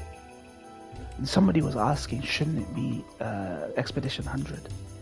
We only found out later in the game that they call it Zero, right? Marlo's birthday cake sliced with a candle in it. Some other peeps holding the same. It could just be an amalgamation, like, of memories. She didn't have both her memories from Alicia and Mile. Maybe it was like bleeding. Maybe it was like a combination of memories and she couldn't make sense of it.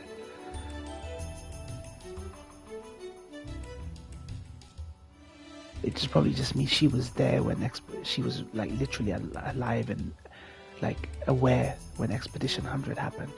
It's probably there to make you think that she was around, that she was basically Alicia, right? I think that's just to make you feel like it's bleeding, like the real life and the canvas life, basically, that she was there. It's like how Christians believe that Jesus existed before Abraham, even though Jesus was born after Abraham. I think that's what that imagery was meant to say. That's what that was trying to say. Throw people off, I think. Scepter.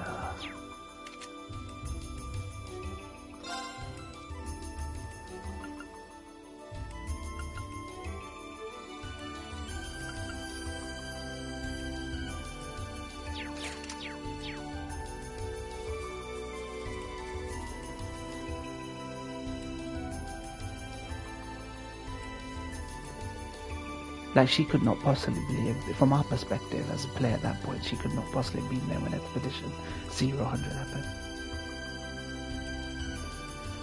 So just there to make you sus, right?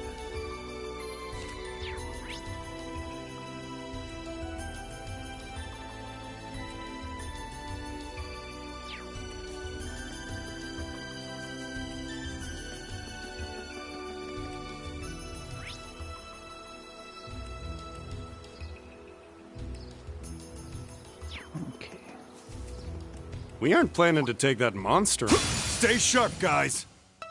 Sure thing.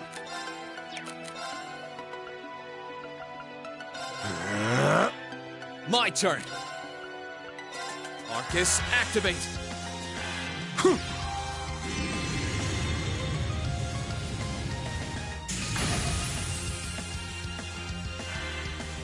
No. Yeah. This nigga's still hitting. Ready to go. Arcus, activate. Fucking blind man still.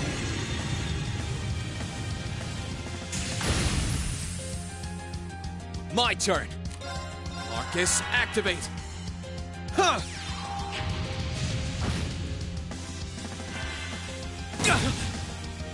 Ready to go. Time works. Yeah, that's exactly what I have still questions about. Yeah, I think time is slower on the outside world. It's much, like a short amount of time on the outside is much longer on the inside perspective. That's my belief. That's my belief. Like a dream, like dreams or something, or like Inception. A very short amount of time on the outside is a long time on the inside. Relativity, right? Relativity, as Christopher Nolan likes to say.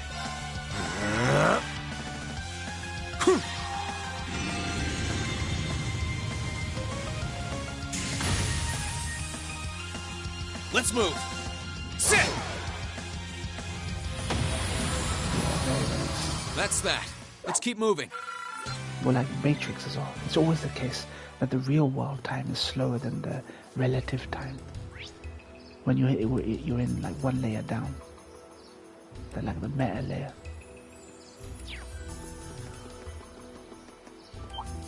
Enemy sighted. Let's move.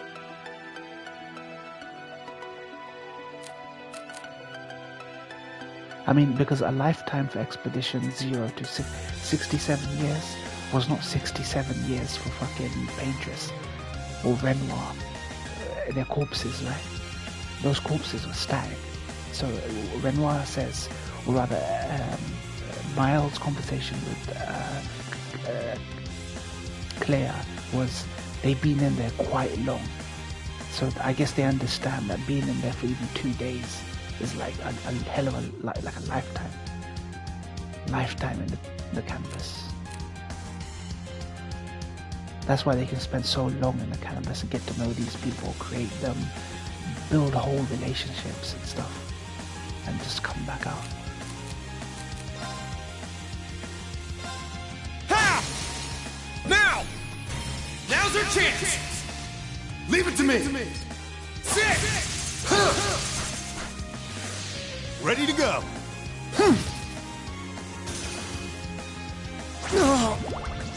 Let's move. Sit!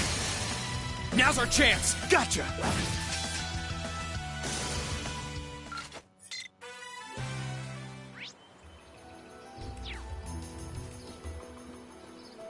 Oh, chest. I wonder what's inside. Narnia was like that. They grew into adults that came back as kids, yeah.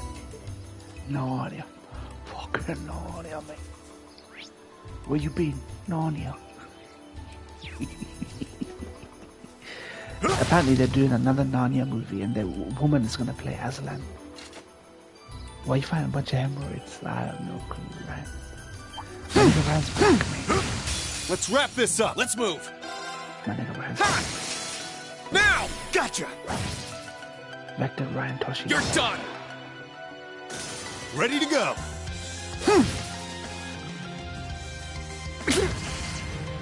My turn. Ha! Now! Gotcha! I mean, so what? They're gonna call him? He can't be Aslan. You nailed it, Reem. That's like a male Thanks. guy, mate. That was all. Are they calling him Lena or something? Why a woman gonna play? I don't know. She's not gonna be a male lion. They could make it Aslan a female lion. I have no clue, man. Hollywood's still pretty damn liberal, man. So I honestly don't care as long as it's in line with the character. You can change the lion to a female. I don't care as long as you don't betray the character, the personality of the character.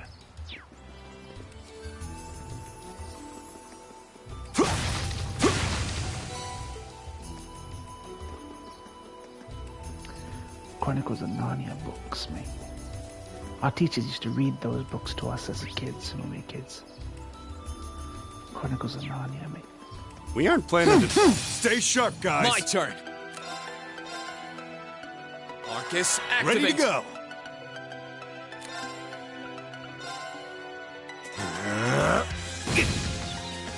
For goodness. Here you go.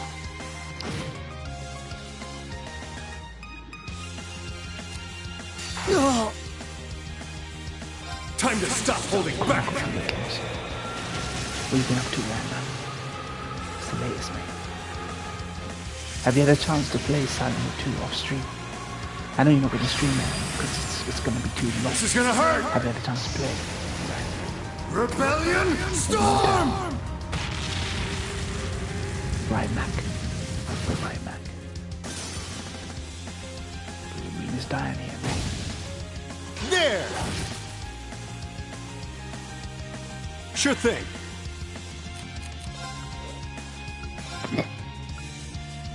Oh dear.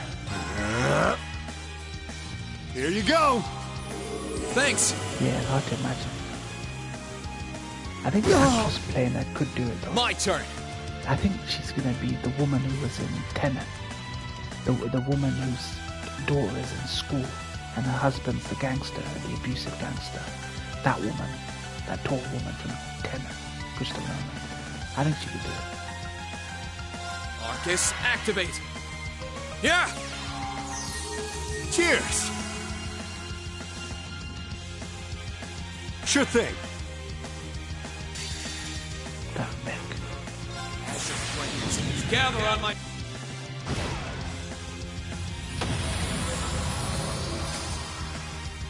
Okay, it's safe for now.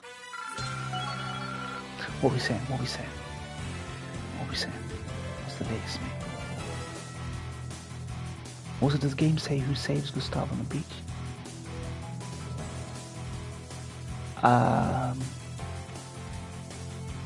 Who saves Gustav on the beach? Nobody. He gets lucky, doesn't he? He just gets lucky.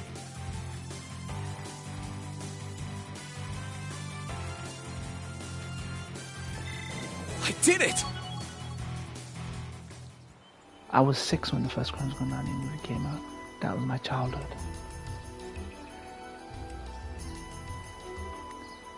Six, bloody hell. Nice.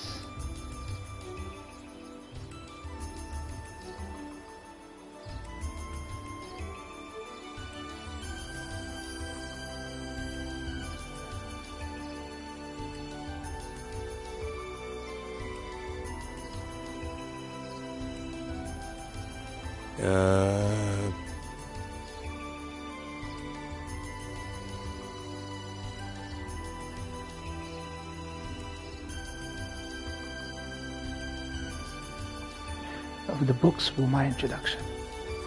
The books were my introduction to Narnia. We had picture books version of Narnia.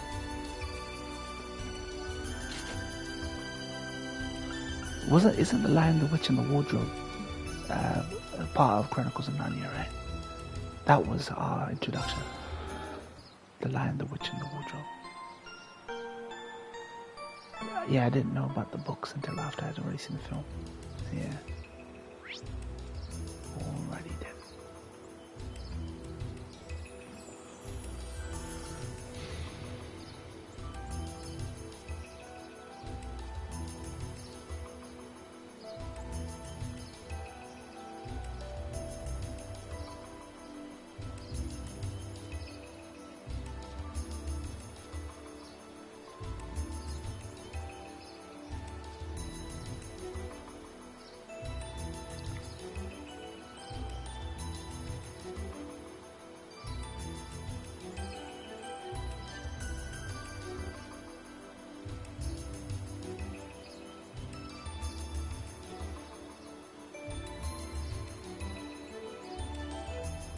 Yeah, first book is kind of weird.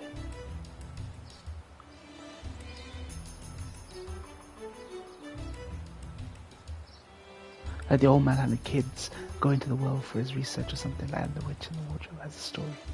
Yeah.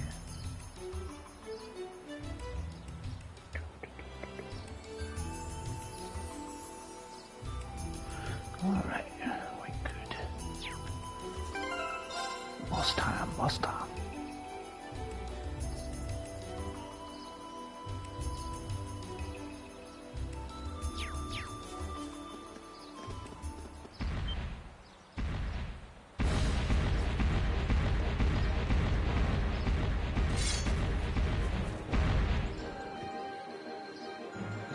Roaring Baboon, Grimoja. Because why not, mate?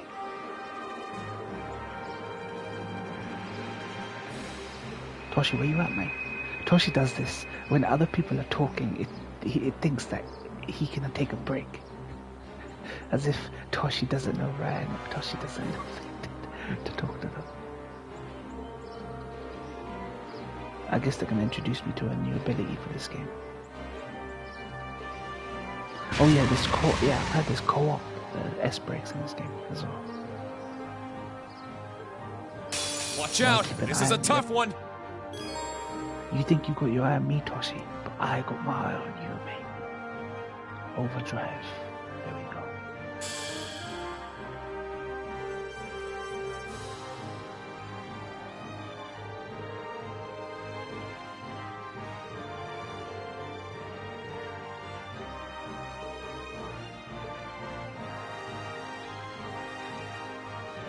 Here I go! Oh, they force you to do it. Interesting. Here goes! They're overdrive. Overdrive! Oh, this is in CS3. So they actually introduced it in this one. Interesting, interesting. Huh! Ready to go. Time to stop holding back. Here I go! Need to fire. Huh!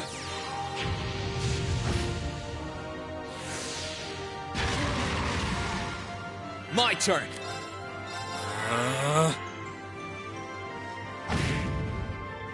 Yeah!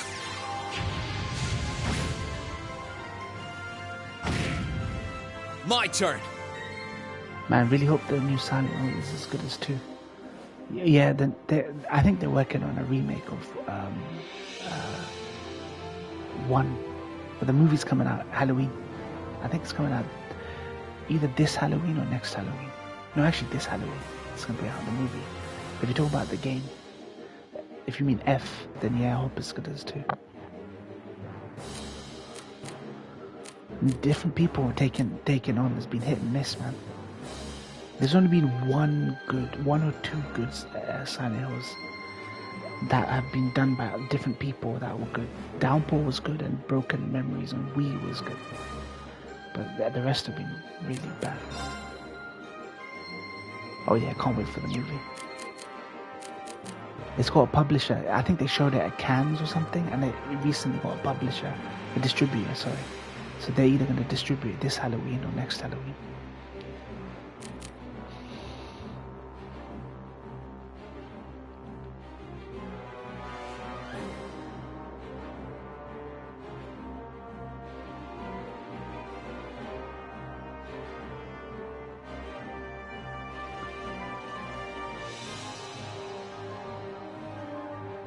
Yeah, gotta be this year.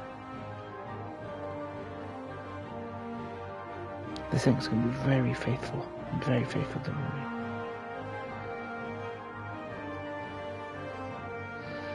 Alright.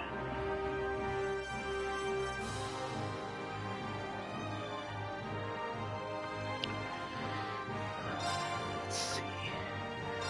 Alright, let's... Sure thing.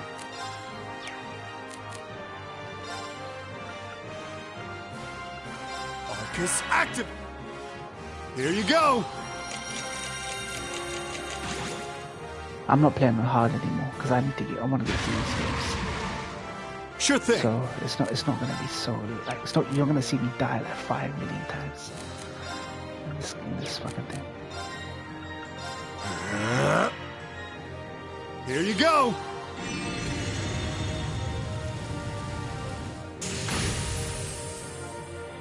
Let's move!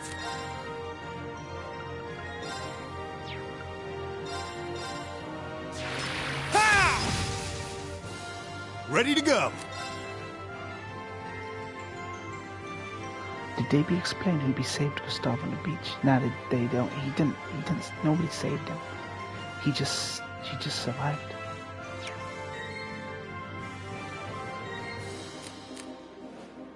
There's not even any. Nobody said this. He got saved on the beach. He was gonna kill himself. Then Lune showed up.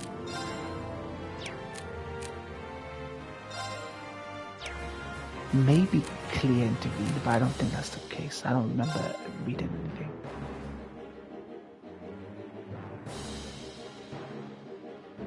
The hand monster goes to attack him and he wakes up at waterfall. Maybe Clea? Maybe Clea. Maybe Clea then. Here you go!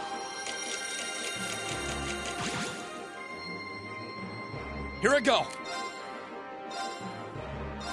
There! Now's our chance! Now's our chance! Understood! They're still spongy. Ready to go. Enemies. Fuck me. Still fucking spongy as shit. Can he be blinded? Poison, confusion. Arcus, activate! Here you go! Townfall will at the very least be good. No, Let's move. I don't know if Townfall's gonna be good, Vector. I don't know if Silent Hill Townfall's gonna be good. We don't know nothing about that game. I don't have faith in that project. Only F the movie.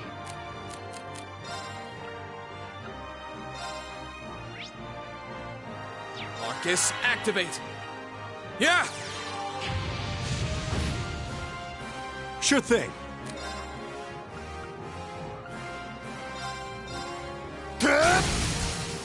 They're off balance! That's true. That's true. Got you!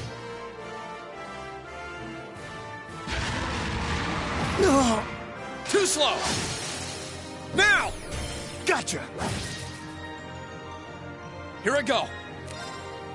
Arcus, activate! Why will man be some kids in the world researching? I'm up!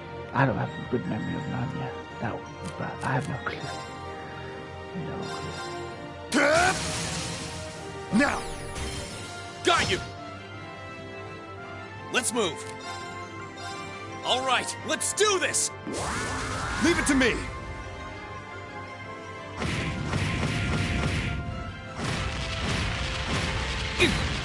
Jesus. Ready to go! I fucking hate that. I'm up!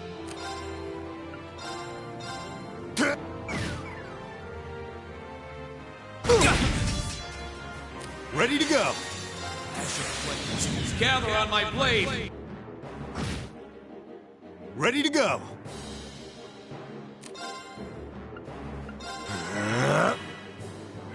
Here you go! Thanks!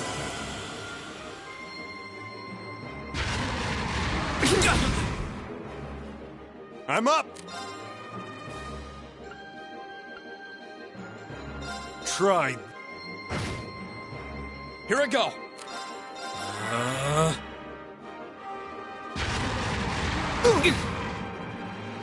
Yeah!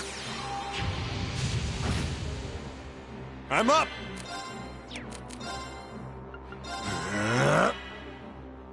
Here you go! Very interesting.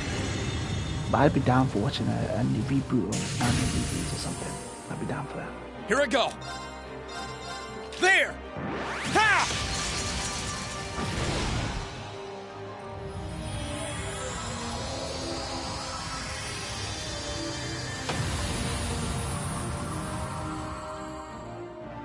That's that. Let's keep moving.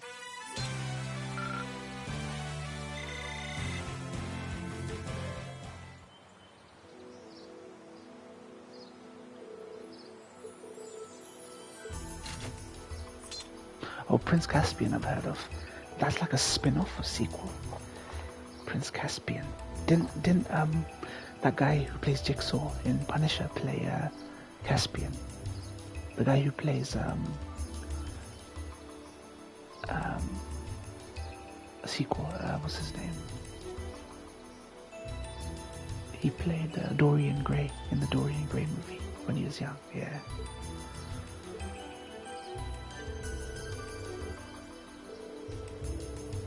Ben Barnes, that's it, yeah. Do you think... No, Ben Barnes dies in Punisher series, doesn't he? He gets killed. I thought they'd bring him back for Daredevil. I don't think they can, though. I think they need to recast Daredevil. I think they fucked up as they did good with Ben Barnes as Jigsaw prior to him becoming the scarred Jigsaw. But once they turned him into Jigsaw, are you shit? Oh, he's in the hospital, yeah. I'd give him a second chance though. They need to do a comic accurate Jigsaw basically, not a charismatic Jigsaw, even though Jigsaw's meant to be a good looking guy basically. I think he died. I think Punisher finally got his revenge on him and he killed him. Yeah, he's dead. He's dead.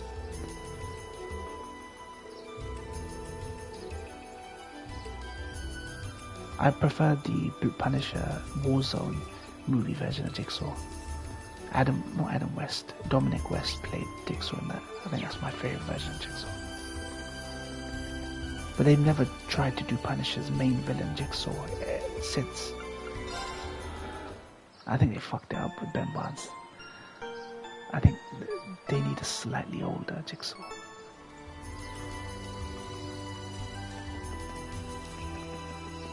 I hope they reboot him or bring him back somehow. Basically, Punisher's icon. You know how Batman's villain is Joker. The Punisher's primary villain is Jigsaw. It's a guy he throws into a glass bottle factory, a glass bottling factory. So he throws him into a crusher and he gets scarred basically, and you get Jigsaw. He's like a narcissist. Like his main trait is that he's very vain and narcissist. He thinks he's good looking, and when Punisher basically scars him up, it just turns him into a fucking psycho. And I don't think they've ever done him right apart from the Punisher Warzone movie.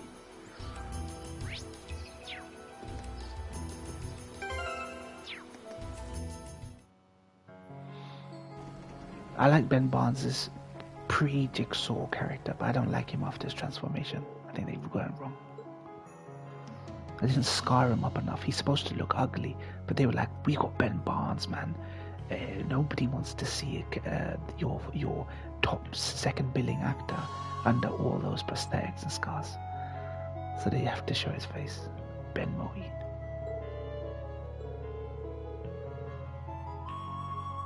They linked Jigsaw with Ben, like they surfed together, they were best buddies. That is stupid. It was a complete retcon, like, of that character.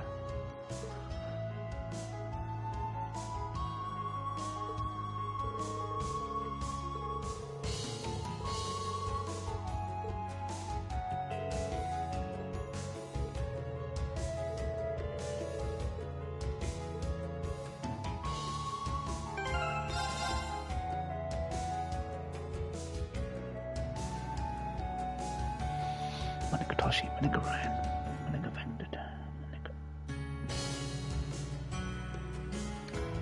talk to Robin and Paul and Far Pass on West Solid Highway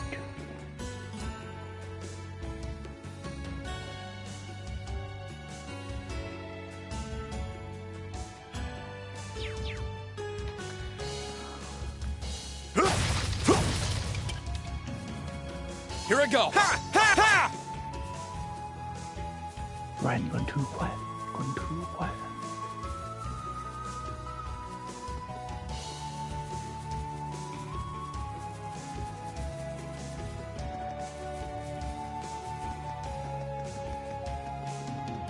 Ha! Ha! What you say. Mario Party is a complete work.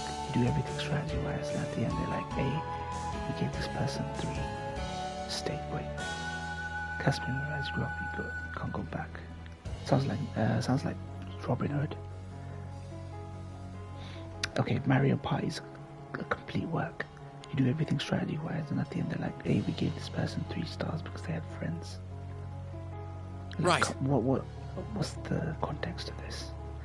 Mario Party is complete work. You do everything strategy-wise, and at the end they're like, hey, we give this person 3 stars because they had friends. Like, Right. are you saying that the game's easy? Do you guys remember the Robin Williams Peter Pan movie? Oh, Cody Rhodes was asked about Mario. I don't know. Okay.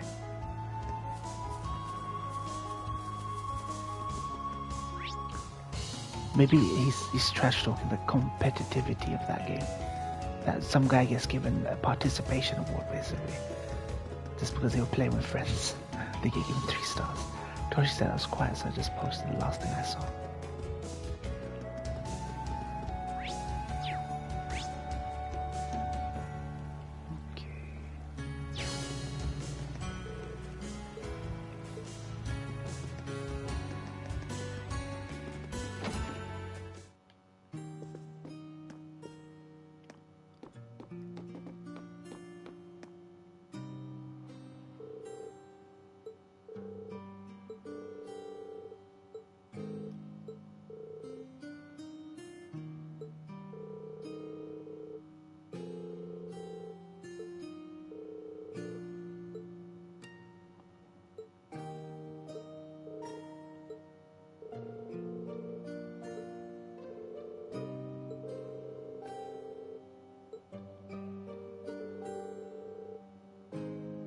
Huber just posted the episode 6 spoiler mode. Really? Okay. Are you talking about The Last of Us? Yeah. The thing with me is affected. People are unable to enjoy Last of Us Part 2 because the people who hated it will always hate anything to do with it. For me, I never thought the game was particularly amazing. Nah, I'm not been watching them. I don't care about their views. I know they're gonna glaze the series like they always do. The thing with Huber is, I only want to hear him glaze niche things. I don't need him to glaze stuff I know everyone's fucking just hyped about. I know exactly what he's gonna say. I mean, it's like, apart from me hating Neil Druckmann, I did comment on Colin Moriarty's interview with Neil Druckmann and how fucking, when it comes to, Colin Moriarty always complains. Now, who's been saying the show is doing things worse? I don't know about because he holds the second game to a fucking pedestal. He puts the second game on a fucking pedestal. That's why. I don't think it's worse. But yeah, Colin interviewed Neil Druckmann because he's finally patched things up with Sony, and Colin's always crazy how Druckmann is not only a piece of shit, but he's also shit. Colin's always complaining that journalists are softball questions to people in the games industry, like how the Trump's administration only lets in journalists who asked him softball questions. And he was asking Neil softball questions because he's personal friends with him. So in his comments I wrote, it's such a fucking shame. Colin, who's always complaining about softballing, guests went softball. He should have asked him about Zionist propaganda in his game. That's the comment I left. And then about 2 or 3 people just fucking immediately jumped to fucking Neil Druckmann's defense, saying, no, he both sides it. He didn't pick a side. I go, of course he fucking picks sides, mate. Why wouldn't he? He's a fucking Israeli Zionist. Look at how he portrays the Scars, a bunch of animalistic religious zealots who gut people, hang people and gut people, or anti-trans and blah blah blah. And the WLF, the Washington Liberation Front, who are basically the IDF in the game. And he presents them with a charismatic leader, mixed race leader, Isaac, as literally one of the most charismatic black actors ever, just portrayed as a sort of like an anti-hero, Isaac, in the fucking show. So he's definitely picked sides. The only reason I like the show is because they actually go out their way to humanize whoever the director of those episodes are, or the Craig Mazin who did Chernobyl. He goes out their way to like humanize them because he's written the script. It's Craig Mazin who runs the show. Neil Druckmann was just a consultant, so they humanized the Scars a little bit. And then you just have these typical Zio, like Colin Zio babies, basically jump into Druckmann's defense.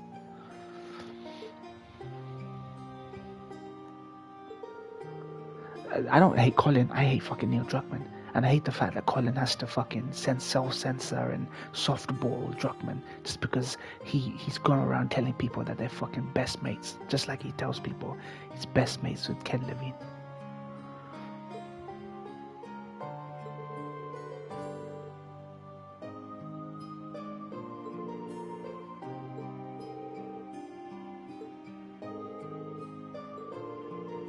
But yeah, as for Last of Us HBO season 2, I don't know, man. I don't think 2 is a particularly amazing game. Yeah, I said Zionism. Can you talk about the obvious propaganda, Zionist propaganda, where the WLF are IDF and the Scars are Hamas? He's gone on record as saying that he like Ryan said on Twitter, he based the Scars on Hamas. So some of the villains, like so the Scars, who are basically like just religious zealots, zombies, and going around in tunnels and gutting people they come across. Like he dehumanized the Scars in the show, but the WLF are a bunch of like, you know, normal civilians who wanted to break away from the Fedra, basically, the kind of military fascist thing. So he's definitely picked sides, mate. He doesn't both sides it. Everyone keeps thinking, oh, he's been fair. They look at the surface level.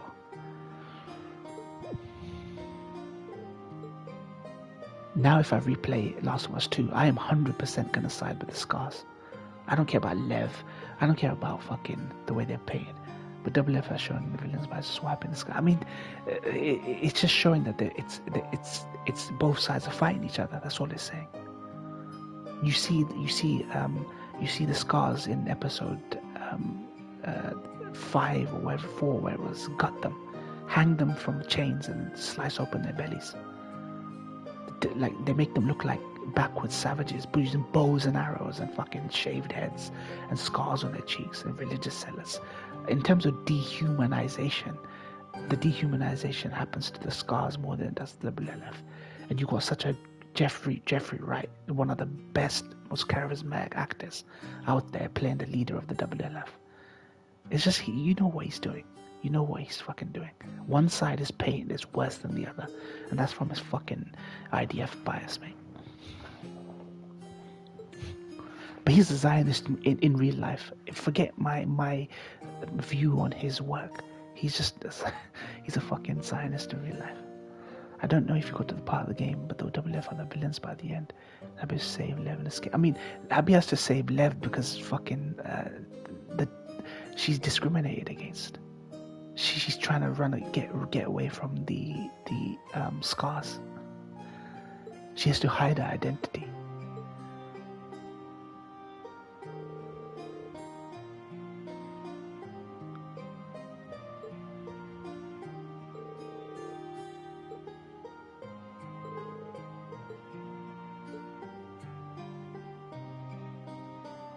I just think overall, when it comes to depicting two bad sides, his choice to depict the Scars as religious zealots, when it's the Israeli side who are motivated by religion.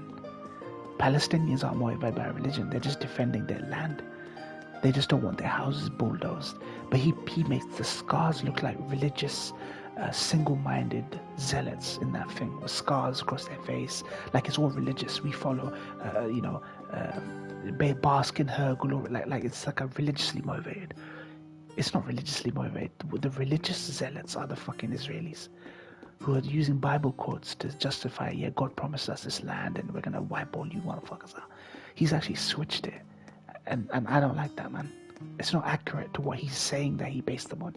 If you're gonna base someone on Hamas and base someone on the IDF, you make the WLF secretly fucking zealots, like low-key, white nationalists or religious zealots, and you make, at least if you wanna present them as, just paint them as using dirty tactics. Fine, that's fine.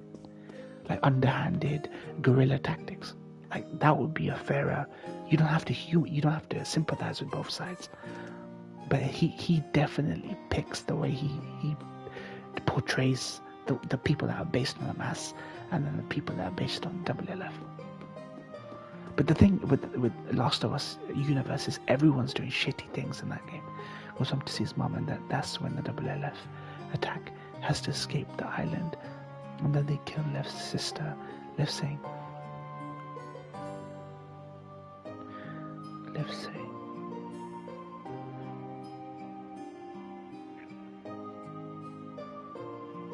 sorry, your message got cut off, man. But the thing is, nobody wants to talk about the political influence that Druckmann's put in for the game. In my opinion, like in the thing the series does is call them Amish. Basically, Lev said your people killed her, and Abby tells Lev, you're my people to him. Okay, so yeah, I mean, Abby was a double LF, wasn't she?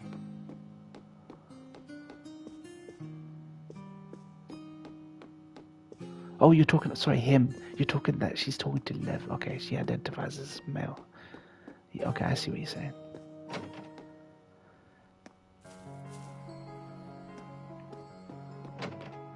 Okay, I mean, I don't remember. I only YouTubed that part of the game. I stopped playing after like 25 hours, Last of Us Part 2. But what the series does is, instead of calling out the fact that the scars were obviously inspired by Neil Druckmann as from Hamas, the show decides to call them Amish. So basically, Dina's this is not part of the game. Dina's describing the scars to Ellie, and in there goes, imagine the Amish, that they live their way of life and they never bother to catch up with 21st century or 22nd century. That's them. What I'm saying is, by the end of the scars are shown as the victims and the left the villains. Alright, well, I mean, okay, I'm gonna have to rewatch it, see how they frame it. I'm gonna have to see how they frame it. Well, see how the show does it.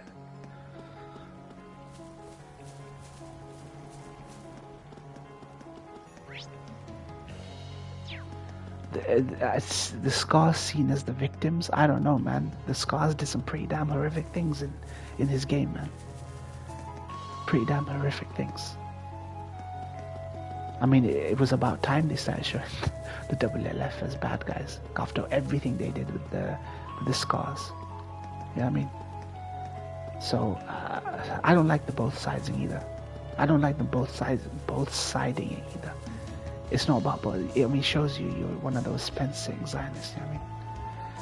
But let's forget all that. He's a Zionist. He's an open fucking Zionist. He himself, Neil Druckmann himself, so I've got no obligation to like him.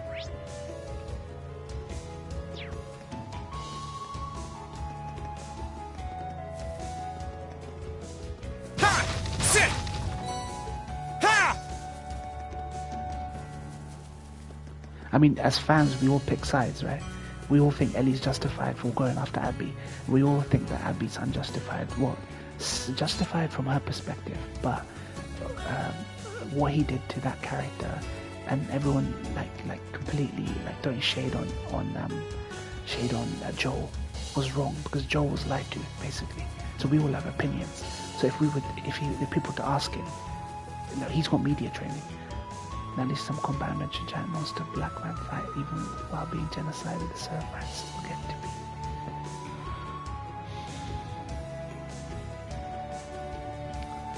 Bella Ramsey. Oh man, Ryan, if you post a long comment, it disappears very, very quickly. Very quickly. Post that again. Just split it. Just split the comment, because it gets cut off.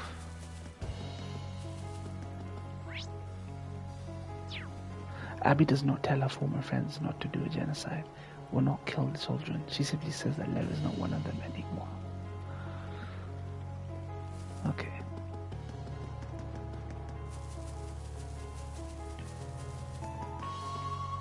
That's the issue with basing these factions off of Hamas and IDF, because they don't actually have the same motivations that the IDF and Hamas do.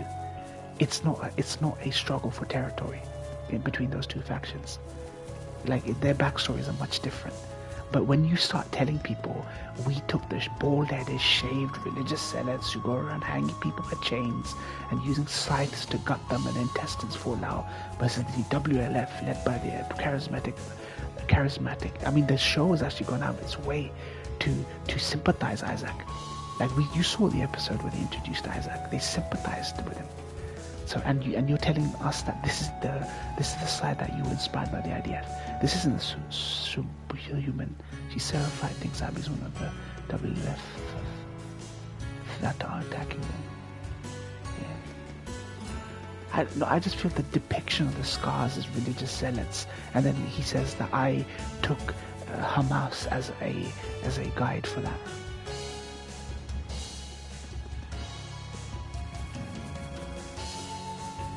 Like, why are the religious zealots with shaved heads who are bigots, Hamas, when it's actually the other way around? Israel are the master race, bigots, ethno-nationalist guys using Bible quotes to genocide people. Doesn't that sound more like the like, it's just weird. He made the Hamas side completely religious, and he made the WLF completely apolitical. He made them apolitical. He didn't make them racist. He didn't make them bigoted or anything like that. It's just not accurate to what you're basing them on, in my opinion.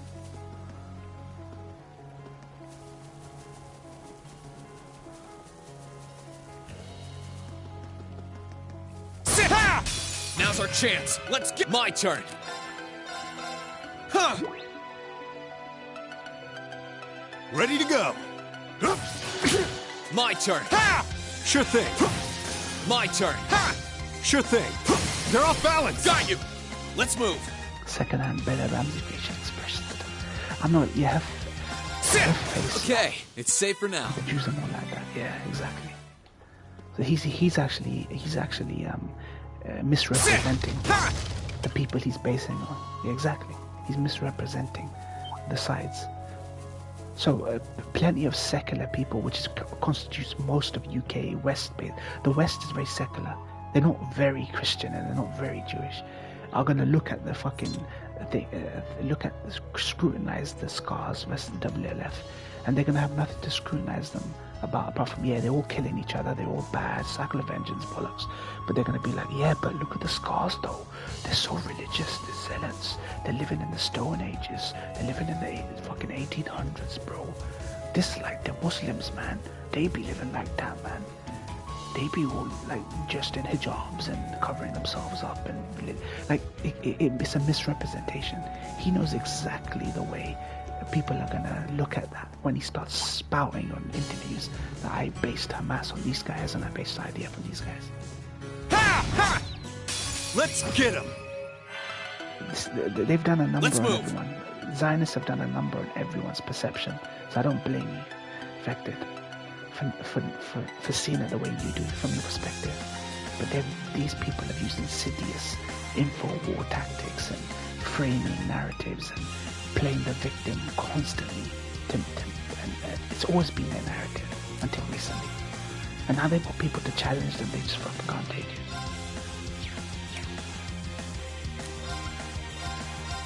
Yeah! I'm not saying that Druckmann overthought it like that. I'm sure he came from a perspective of like his experiences. I mean, he's Israeli, why not? Why wouldn't he? That's why I said to the person who was criticizing me on YouTube, on Colin's comment section, I go, why wouldn't he? He's an Israeli. Of course he takes a side. You know what I mean? Sure thing. Now! Got you! But at least admit it. He's fucking admit My turn. Ha! Sure thing. Here I go. Sit! That's that. Let's keep moving. The only reason he wouldn't overtly take a side is because, you know, he's media trained. He's media trained. You can't give away your politics in your art. Otherwise, Oh, that's like chest. a I wonder what's way of inside. never getting greenlit again, mate.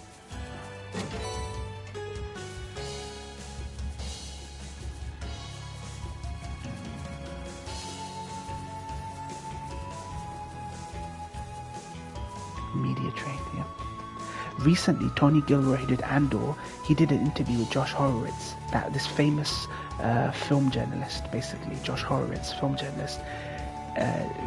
Josh Horowitz asked him, it's very obvious that Andor is based on things that are going on in our world, and Tony Gilroy had to immediately say, look, I know I've said a lot of things in this interview, which I really maybe shouldn't have, but I am definitely media trained enough not to explicitly tell you that you're right, that it's based on certain things going on right now, and which is Palestine.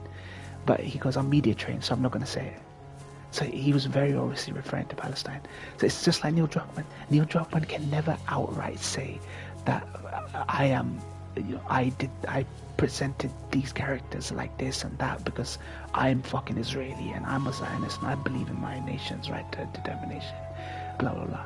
So he's media trained. Yeah, you saw that interview. Yeah.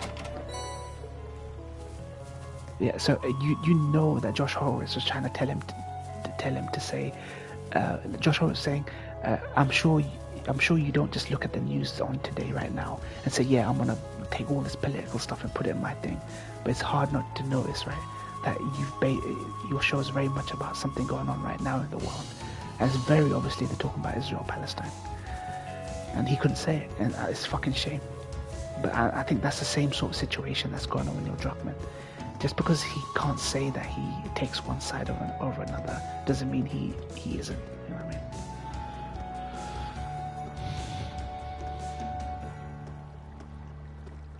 That esoteric Last of Us 2, man.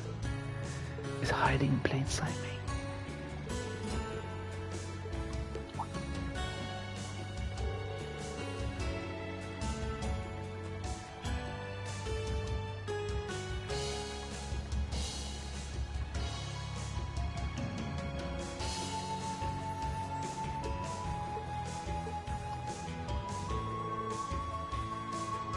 Ryan's about to bring some receipts, Vector, for your statements, your rebuttal against Ryan.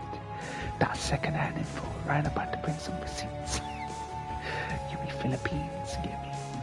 Maybe if you're from the Philippines, why do you spell it with an F? F-I-L-I-P-I-N-O-S? Isn't Filipino derived from Philippines? So why do you spell it with an F instead of a PH? I mean, I'm the only one to play. I mean, yeah, you're the only one to play the game fully. I played enough of the game, and I've seen the rest of the game. I mean, I played 2/3 of the game before it just got too fucking depressing. Lord Ryan insulted by Vector's second-hand info comment. Ryan about to drop them fucking receipts, mate. Drop them a whole file of receipts. But I got to the left stuff. I got to the Abby and left stuff. Last of Us shit. I don't care enough. Last of Us shit. I'm correct.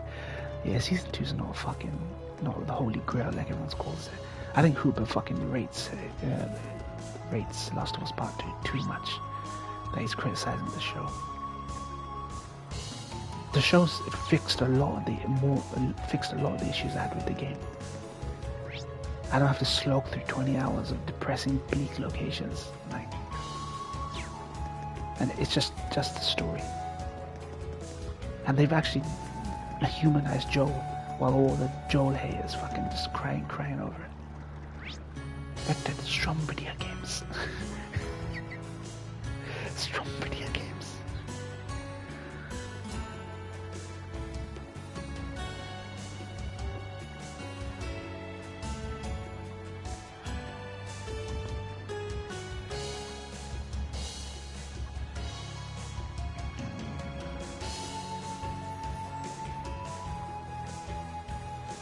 I did stream that part we were talking about. The DLC, yeah, that's true. He streamed for me, just so I could see the ending. Where Abby is stuck on, is basically being strung up, like crucified or strung up near the shore. And Ellie comes across her. Yeah, I remember. I think this season they're not going to switch back and forth between Abby and Ellie. They're going to have a whole season dedicated to Ellie's perspective, and next season will be entirely her perspective. I don't think switching back and forth is enough time to make her sympathetic. But we know got Vector strong since. Maybe Vector can stream Silent Hill F. Maybe we can like hedge our bets. Vector can stream Silent Hill F. If Ryan doesn't have time. Okay, let's see. Treasure chest 2, shield 1.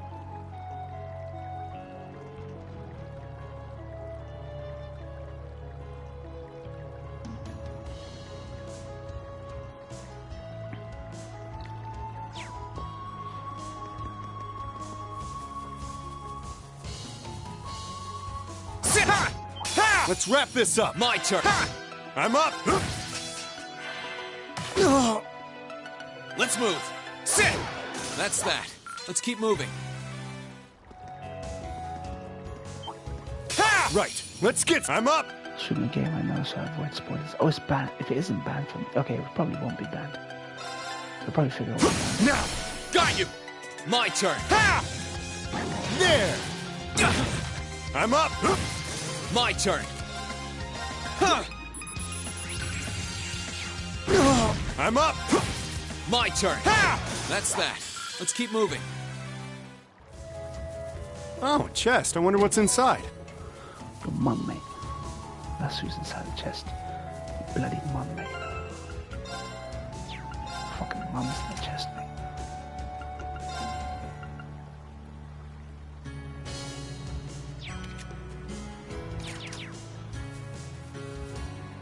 His mom died to give birth to Ace. His mom died to give birth to Ace.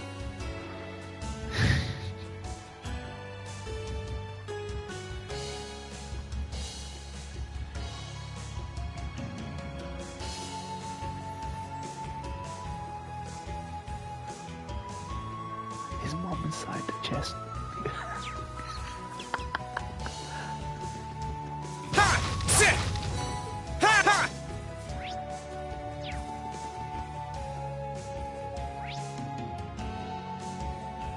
Holy shit, this place is fucking huge. Huber's saying because he loves Andor so much it's affecting his enjoyment of season 2. Wait, what does that mean? Wait, he's loving Andor, so it's making season 2 of Last of Us seem like shit. That makes no sense to me. Really? Okay.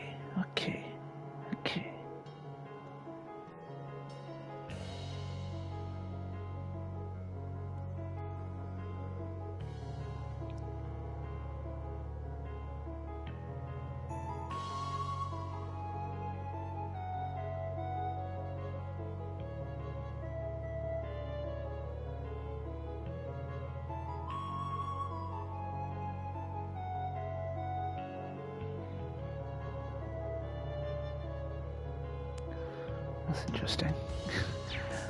I never thought I'd see a take like that from him, but... Let's get him. My turn. Yeah! I'm up. Try this.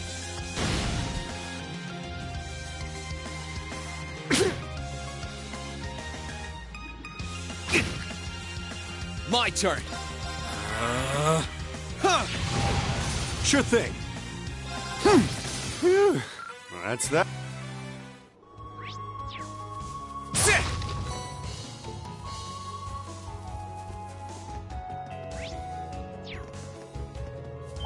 Ha! Ha! Sit! Ha! Ha! Ha! Ha! Ha! Let's wrap this up. Here I go. Say was peeps big up Dave Filoni, but he got nothing to do with Andor, and Andor be the best Star Wars content ever. Yeah, exactly.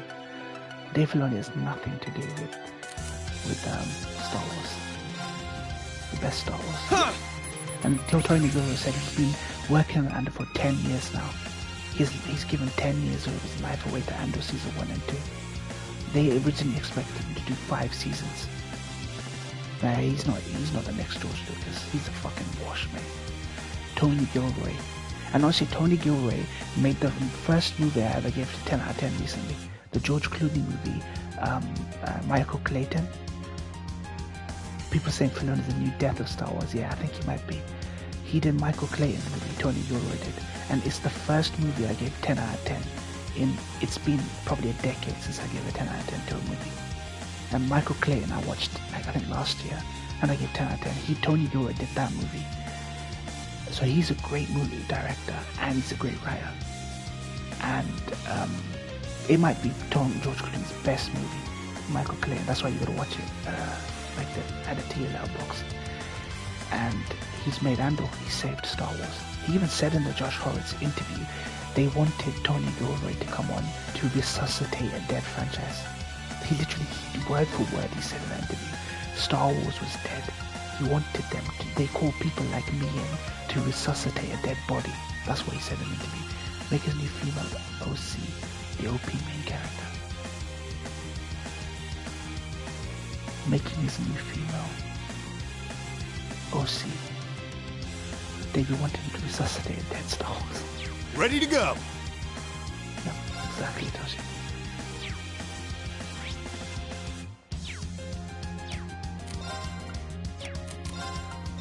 Arcus activated! Here you go! My turn. Huh. Sure thing. My turn. Ready to go? Guess I pushed my luck. My turn. Huh. Cheers! Here I go. Sure thing. My turn. That's that. Let's keep moving. Could you see it reviving? Dude, trust me, Andor Season 1 is saved Star Wars. There's nothing better than Andor. No, there's not a single movie, not a single animated show that's better than Andor. And Hooper's right. The only thing Hooper's right about is that Andor is going to ruin your experience for everything. Claire Obscure and Andor in the same year. It's going to ruin every show you watch after that, and every game you play. I did it! It's going to ruin it for you, man. Umbarak. Someone told me to have Umbarak.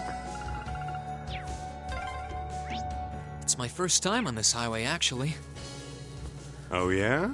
This area wasn't part of your foot study then. Even Geo says Clone Wars was inconsistent. Literally, Geo's saying Clone Wars was inconsistent. But Andor's been consistent.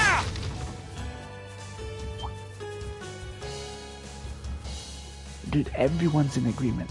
People who hate Star Wars, people who like Star Wars, people who don't care about Star Wars. Remember when you used to do Star Wars watch? Yeah, I remember. I did recorded highlights of me doing the Clone Wars reactions as well.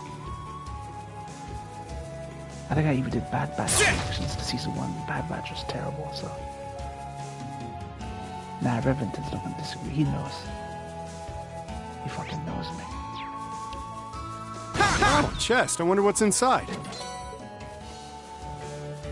Oh, I could probably fish here. Huh.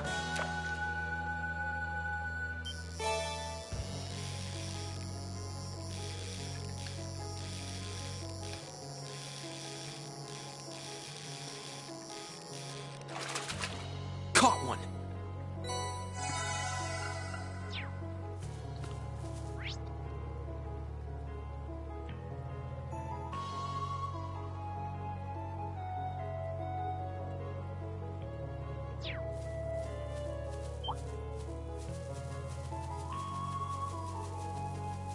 That music, Toshi, that fucking beautiful music. The open world areas, man.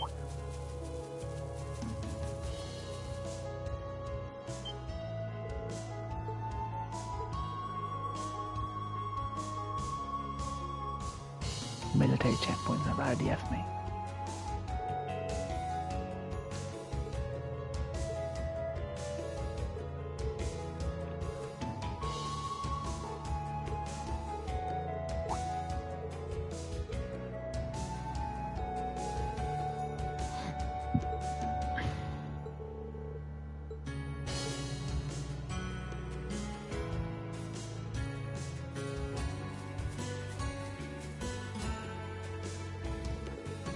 When Baker judged Andor too quickly, when they were about to release the first 2 episodes, he was like saying, and bore. Then he watched, then he loved it. He loved it. He took my word for it, because he knows things I like, he likes. And bore. Yeah, I remember Tashi. Dude, I'm trying to get away, mate. What the fuck? We've been off, yeah. I gave it a chance. I didn't think Andor was special after 1 episode, but when I watched 3 episodes, it hooked me, Toshi. It hooked me after the 3rd episode. They were totally right, Toshi, to put out 3 episodes at once. Even Geo, like Geo doesn't fall for hype. Like he's the last person to fall for hype. he watched Andor and he was like, holy crap, this is good. And he's a connoisseur, mate. He's a low-key connoisseur. You guys don't even know, mate. Sit! Ha! We need to regroup.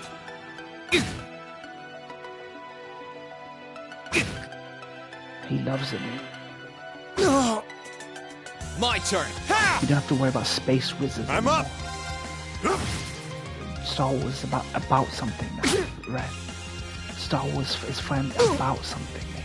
It's about Let's move. revolution, mate. Ha! Ready to go! Here I go. Sit! We need this kind of messaging.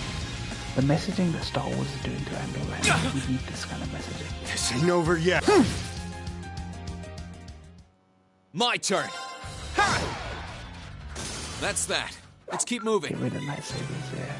He said he didn't want to show Vader, he didn't want to show Palpatine, he didn't want no lightsabers. He goes, I'm not interested in that stuff. Like, he said in an interview, he goes, can you imagine if every American only watched The Crown? This is how he described Andor, why he did what he did.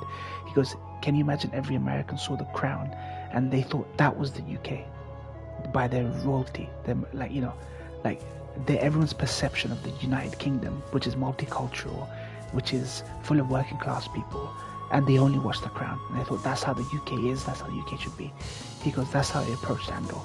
He goes, I don't give a fuck about royalty, I don't give a fuck about all that shit, space wizards and shit and the chosen one bollocks. He wanted to tell the story about the rebellion and the fucking revolution and actually tell that story. That's what I fucking love. Gilroy is a legend. They got a proper writer, a proper director and a proper writer to do the movie, mate. And everyone he picked,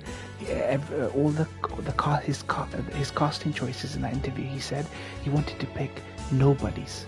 He wanted to pick complete nobodies. He didn't want famous people. He wanted people who just left acting school.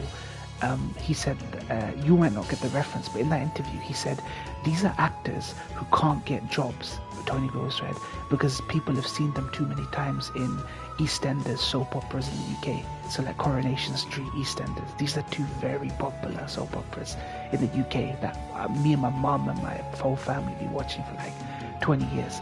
So basically what happens is when you appear in the UK on those soap operas, you have a stink on you basically. You cannot find roles outside of soap operas, like bad cop shows and, you know, soap operas where who's the dad, you know, this woman had a baby, who's the dad, like those kind of shows. He purposely went to those kind of actors because they're stage actors, British stage actors. He goes, I want those actors. So everyone you see in Andor, apart from Diego Luna, is a complete fucking unknown. And he cast those. Trump got tariff. Trump got a tariff British actors here. And he's like, some of these actors say I have to go to Canada and do shitty Canadian TV shows just to make my rent, just to pay the rent. He went to those actors. So dude, Tony Gilroy is the fucking working man's fucking director, man. That guy's got my respect. And even Ryan got me a quote from that director saying he referred to Israel as he referred to Palestine. He didn't refer to Israel as Israel. He referred to it as Palestine. That's why that guy is a fucking legend, mate. Absolute fucking legend. He knows exactly what he's doing in this show, Toshi. Andor is about Palestine. That's all I need to know, mate. And he's definitely right. They're not going to be able to get a show like this made again. They ain't going to get a show like this made. They've been doing that for a while, unfortunately. British actors are doing Canadian shows. And oh man, I know, told me about, oh really? Shit.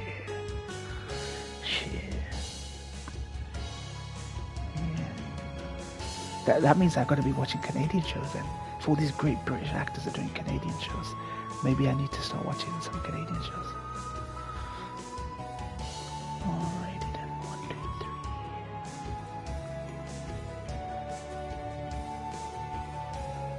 3. Okay, we're good.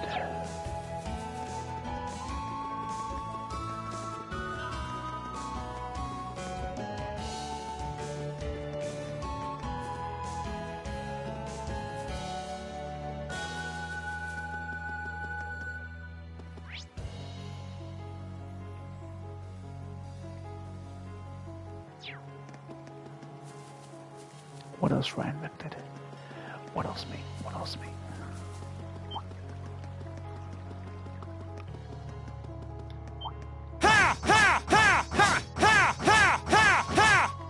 Right, let's get started. My turn. Yeah! Cheers! I'm up!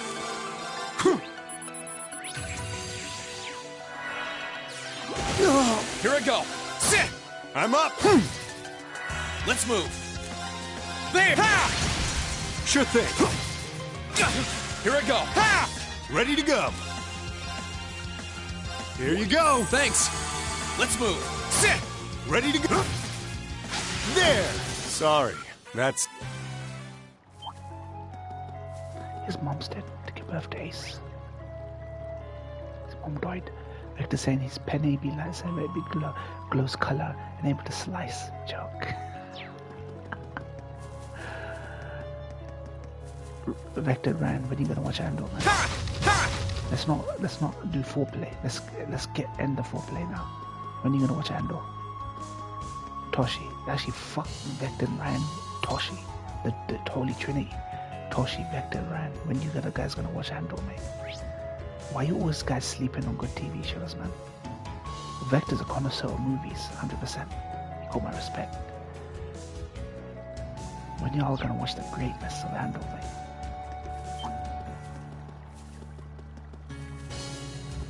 Enemy sighted. My turn. Ha! Too slow. I'm up! Too slow. My turn. Ha! Sure thing. Honestly, no Here I go. commercial Ha! product That's that. wildly Let's keep much moving. better. That's why I see a lady, she doesn't like white penny, it's too translucent. How I seen a lady say translucent. What the fuck? Tan it then. I got DVDs, so I started watching it. Those are above Andor for me. Okay. Tan it. Tan your dick. Isn't that what white people do? They don't like how pasty they look, so they fucking tan. Tan lines are hot, mate. Tan lines are fucking hot on white people, man. Ha! Now's our chance. Let's move. There! Ha! That's so fucking hot, dude. I'm up! That's so fucking hot, dude.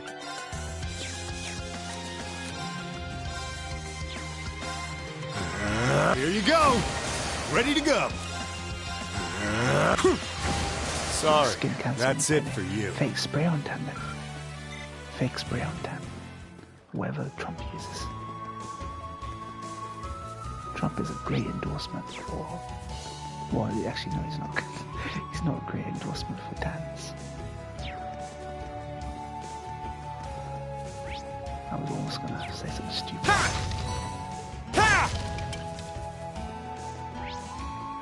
I mean, it works. This tan works, at least. Bring it on. Here I go. Sit! Ready to go! Let's move. Ha! That's that. Let's keep moving. That's that. That's that. Ha! Ha!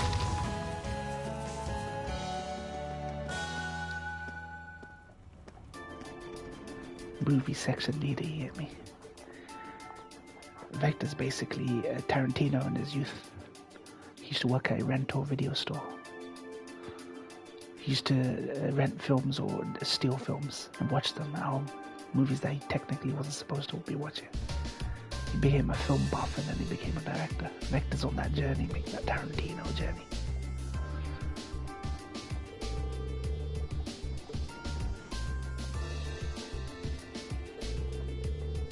I hate Tarantino. One, because he has an Israeli wife and he's probably a Zionist. I don't think he's ever said anything pro-Zionist. I don't think he's ever spoke politically about things. His wife is Israeli, so he's probably a Zionist. And I think Tarantino's scum, but I respect him. Like, I respect his craft. Like, he knows what he's talking about. It's very rare for me to actually hate people, but still respect them slightly from afar. I just gotta focus on feet more, and I might as well be him. Fixate on feet. anyone with an Israeli wife is a Zionist or de facto Zionist. You know, Ethan Klein, H3 or whatever his name is. You know that YouTuber, right? Or influencer, Ethan Klein, H3N3 or H3H3. Yeah, his wife is fucking. He used to be in the IDF, and he's had relationships destroyed, like Hasanabi, and like friendships destroyed over that because of his wife. He has to fucking take the Israeli side. Tarantino was visiting IDF bases after October 7th to help boost. Oh, for goodness sake! I used to watch him before he started podcasting, but he's become a mouthpiece for them because of his wife. I don't think he would ordinarily be a Zionist if not for his wife.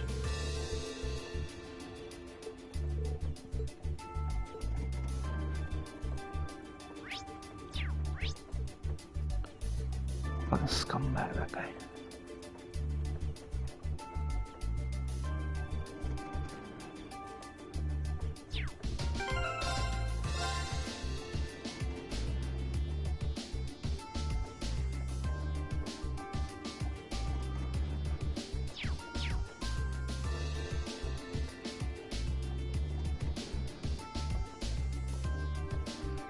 Becky.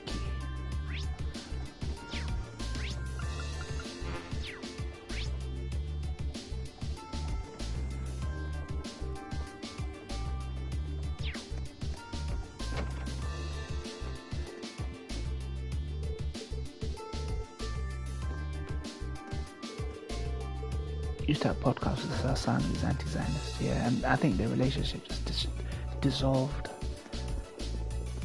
Them Tarek used to say at Hassan Abi's place, I think, when he visited. I don't know Tarek, but yeah, I know a lot of YouTuber friendships.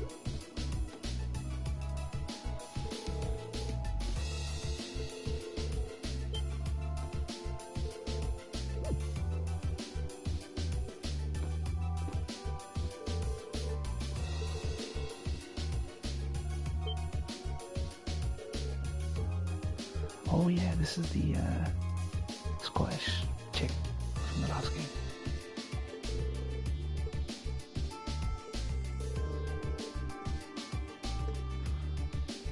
How Vector know about Hassan? I mean, these are big YouTubers, Toshi.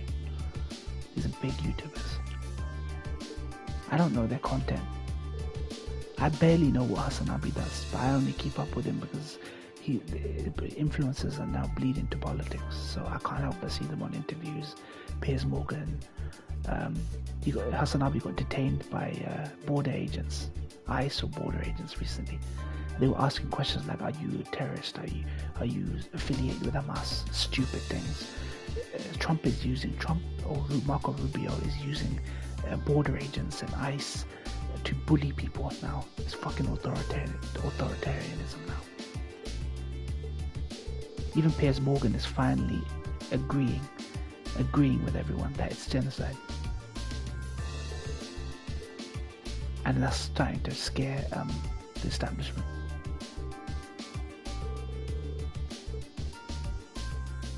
I think they did that to Hassan Abi because of Senk. Because Senk has been appearing so much on television. They wanted to get to him through him. Because these guys, honestly, whether you want to believe it or not, are doing a lot to sway people, educate people about what's going on in Gaza. Some people only get their information from TikTok or YouTubers, so these people are actually using their platform to not be silent, mate. So Hassan Abi reacts to game movies and news and stuff, but he's not like Asmon Gold. He actually it has gone political over the years. So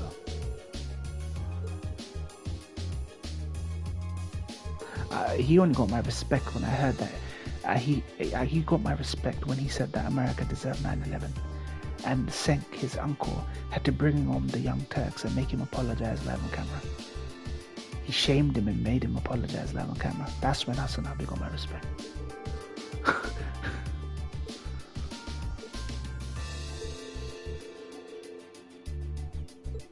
and now Senk is actually very much in line with Hassan Abi. He don't care.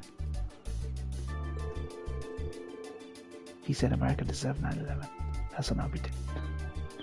So made him apologize. I saw the whole video. His uncle was so ashamed of him. Now his uncle probably is like, you know what, you were fucking right.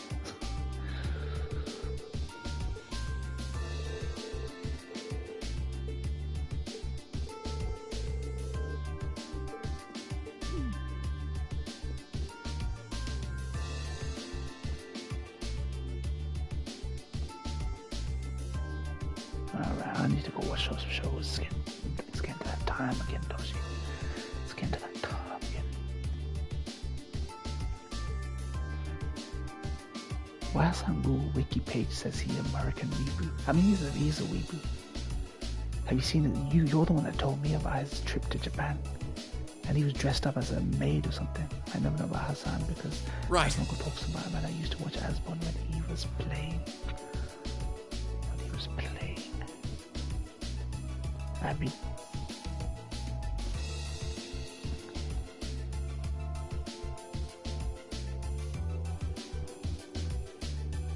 okay, sorry. FF14, okay. Dude, he was playing FF14. Right. Really? Fuck me. That piece of trash was playing FF14. Hassan was a trash taste, but then the Nazi weave scratched out, going banned for a period again. He was a trash taste podcast, really. Fucking hell, man.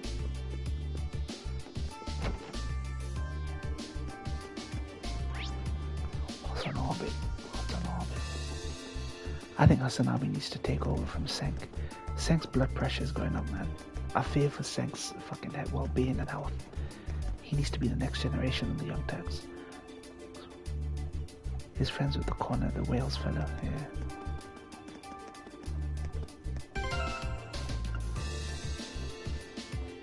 Dog VA. Giggle Viv, I giggle. I don't agree with people endorsing degeneracy. But then again, I do know people who endorse degenerates. And like I'm on friendly terms with people like that. So I can't blame Trash Taste Podcast, but just individuals I don't like on that. You talk about how Luffy's a terrorist.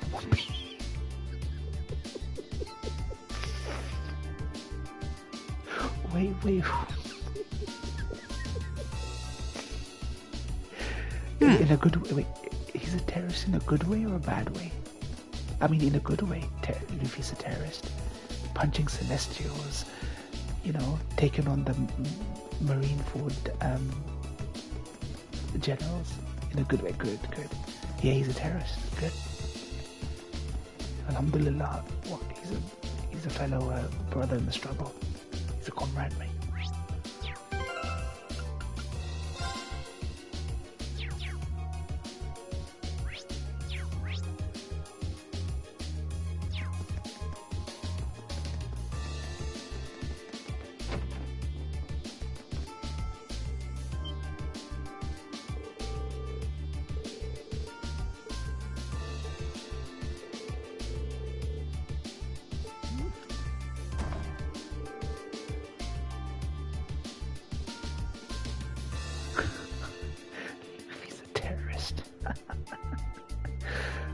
Love it, mate.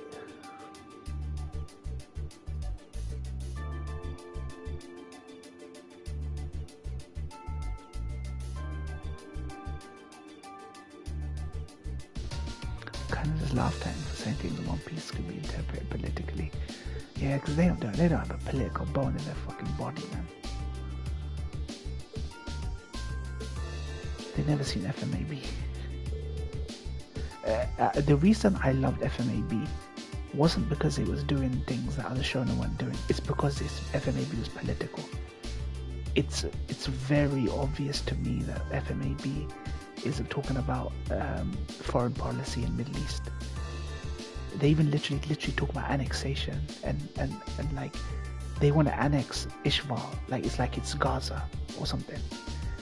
And it's very obviously about Middle Eastern, colonialism and occupation and stuff. So animes can be fucking political.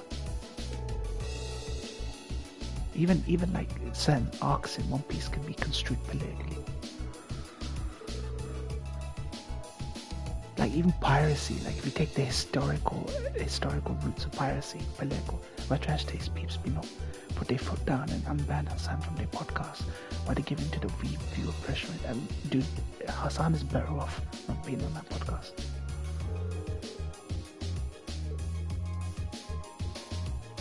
Scar is the terrorist in FMAB, and you sympathize with him. FMA was pretty explicit. Yeah, like they introduced Scar.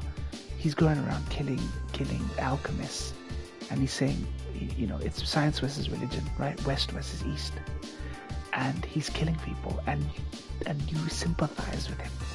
A brown-skinned terrorist is running around all over the place, killing state alchemists, and you sympathize with him. I fucking love that. And all it took was a woman in a male-dominated mangaka culture to fucking write that story.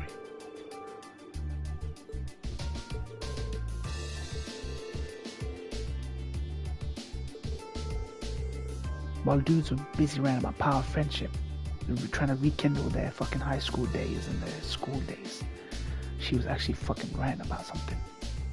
They do the Crimea River, we are sad about killing kids with that Mestrians, just a bit too much for me. The politics of overall. Yeah, they're on point.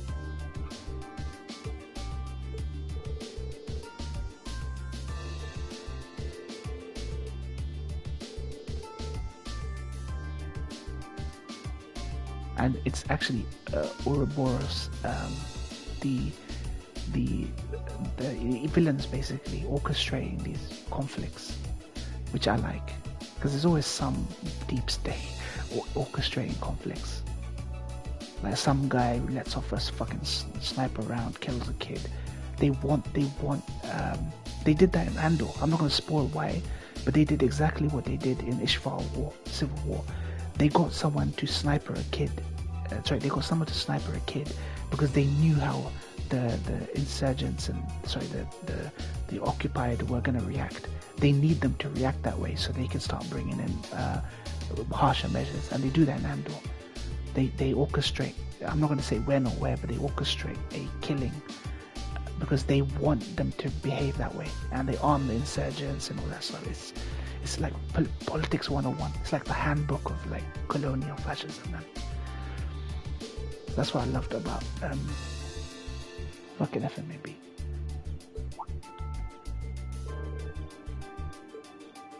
You need people to overreact. Like you expect them to react, but you need them to overreact so you can point the finger and go, yeah, look at these guys. We were right to come here. We were right to take over these people. We were right to come here and civilize them and put checkpoints around them and control them. That's what they did in Iraq. They went to Iraq. Everyone knew they lied. Once they got there, they go, we've got to do this. We got to do this after the overreaction.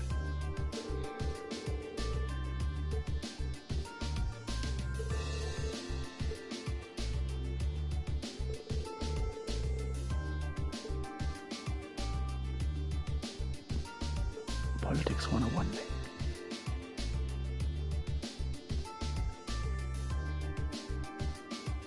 Problem, reaction, solution, Toshi, it's called. You create the problem, or you orchestrate the problem. You see the reaction and you offer the solution, Toshi, to the problem that you created. The problem, reaction, solution is historically always been the case. I think the fact that Khan takes an hour after an episode to break it down for himself helps him enjoy stuff like FMAB. Yeah, I'm glad he does. I'm glad he at least has time to process what it's about, and I hope he can just resonate with it from his own cultural perspective.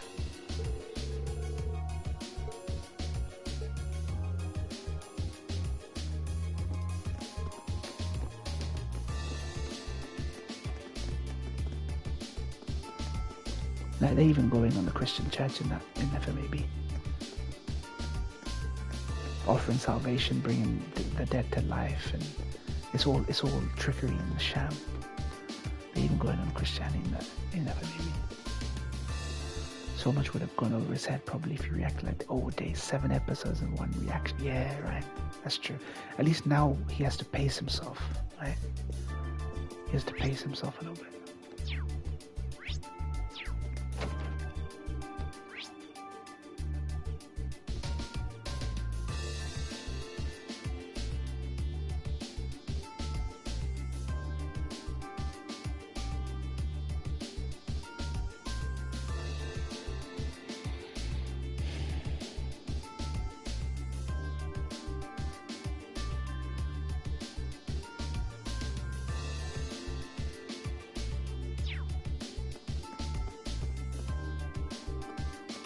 Yeah, I'm about to end anyway.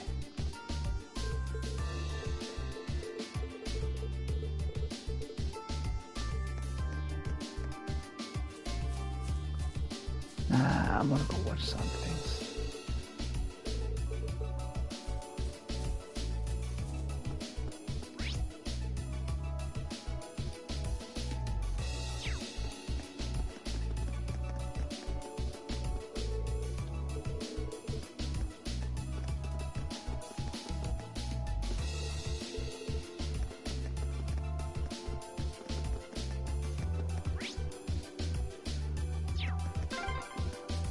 This is the Grand Market, huh? Pretty lively. Am I wrong? Not as lively as it was, though. I swear I could have. Yeah. This place looks familiar. This ain't the market I know. Oh, I've been here. Yeah, I've been here before. I was helping these merchants will fight each other. Right into the 7-episode G-Quox reaction. Like Wizardcon media.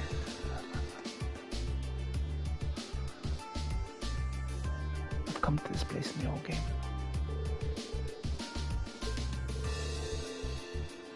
Dude, they're hitting on a nun right now, Toshi. They be trying to rape a nun over here, man. Fuck. I happen to be underage too. Oh my days. Dude, they want to gangbang a nun, underage nun, mate. What the fuck? These noble factions are fucking...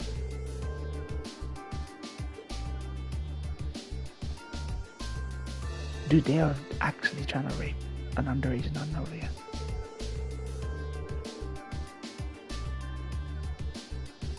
They be saying new pope be first American pope. Dude, throw up emoji right now. The one thing the world doesn't need is an American pope, mate.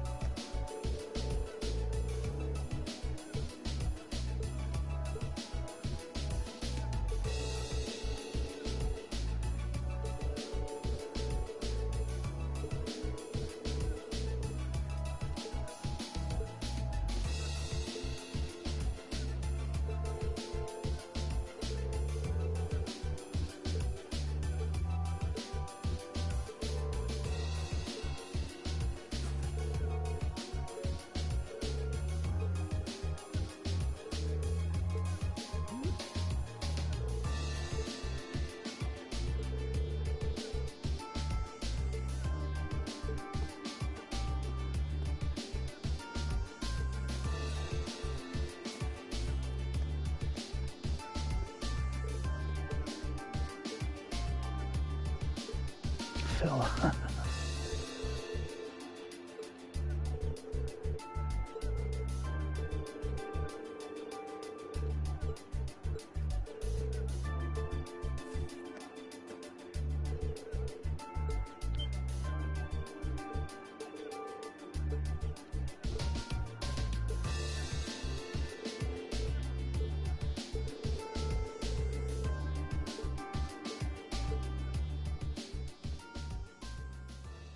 Spontaneous combustion.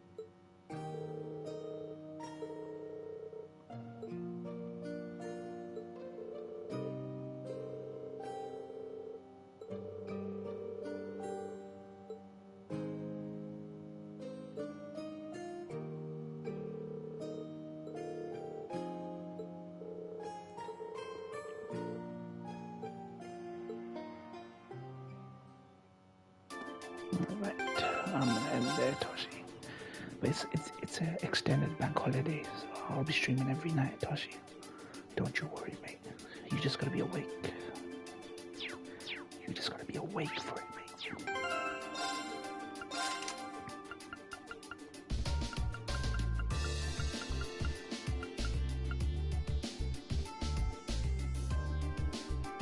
What do you want? I'm gonna end the stream, Toshi. What else you want? What else you want, mate?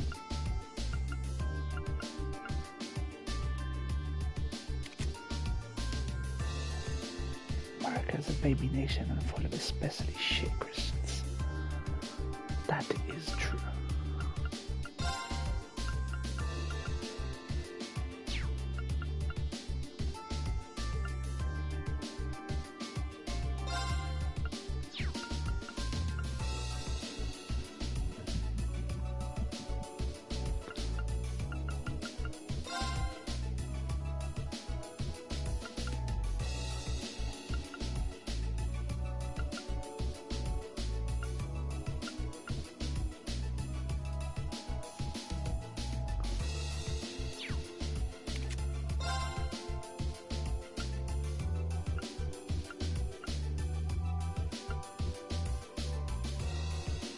Then European Catholics usually don't fuck with Americans. Yeah.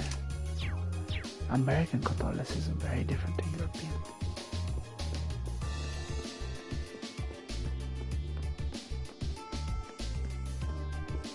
You get a lot of Catholics lapsing in America. Protestantism is gonna get more popular in America.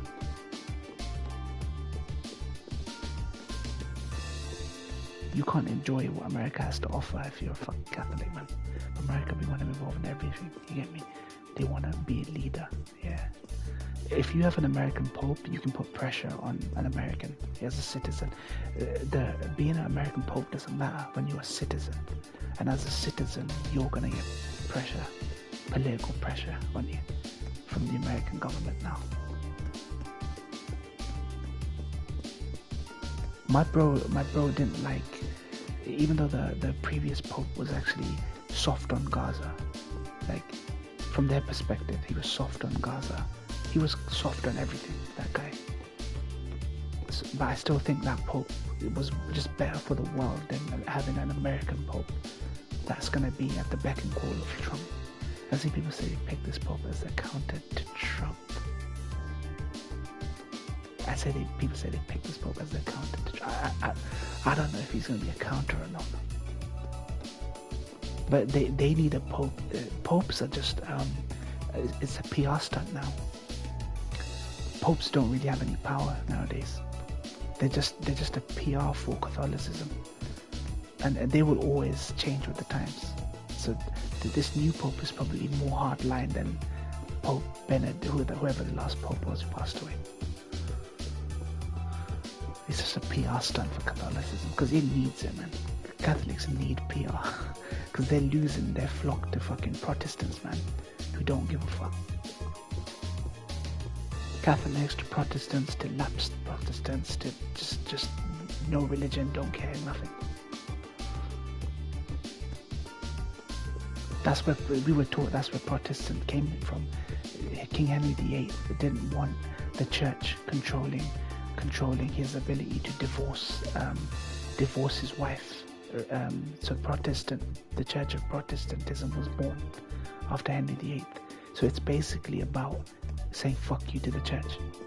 And so after you say fuck you to the church, do your own sort of Christianity, start to lapse in that, you're done, mate. You're cooked.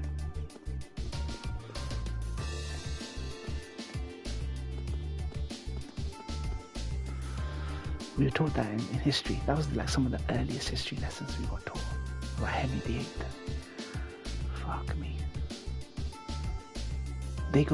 Henry VIII was so bloated and fat and pus-filled before he died that it took like 8 men to carry his casket, and it fell over. The casket fell over, and like parts of his body burst and pus was coming out of it.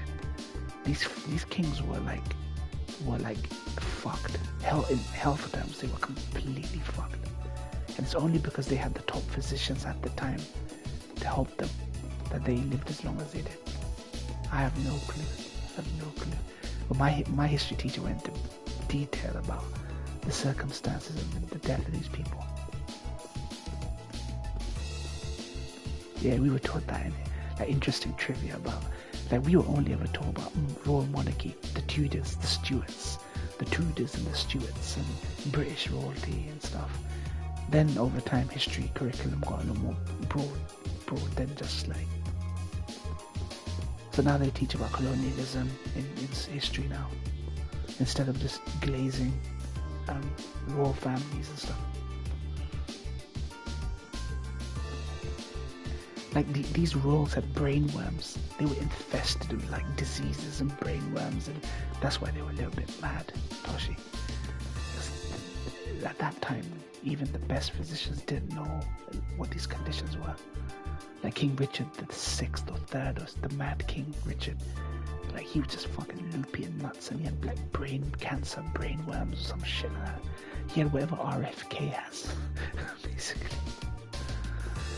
Alright, Toshi, man, take care, man. Peace out.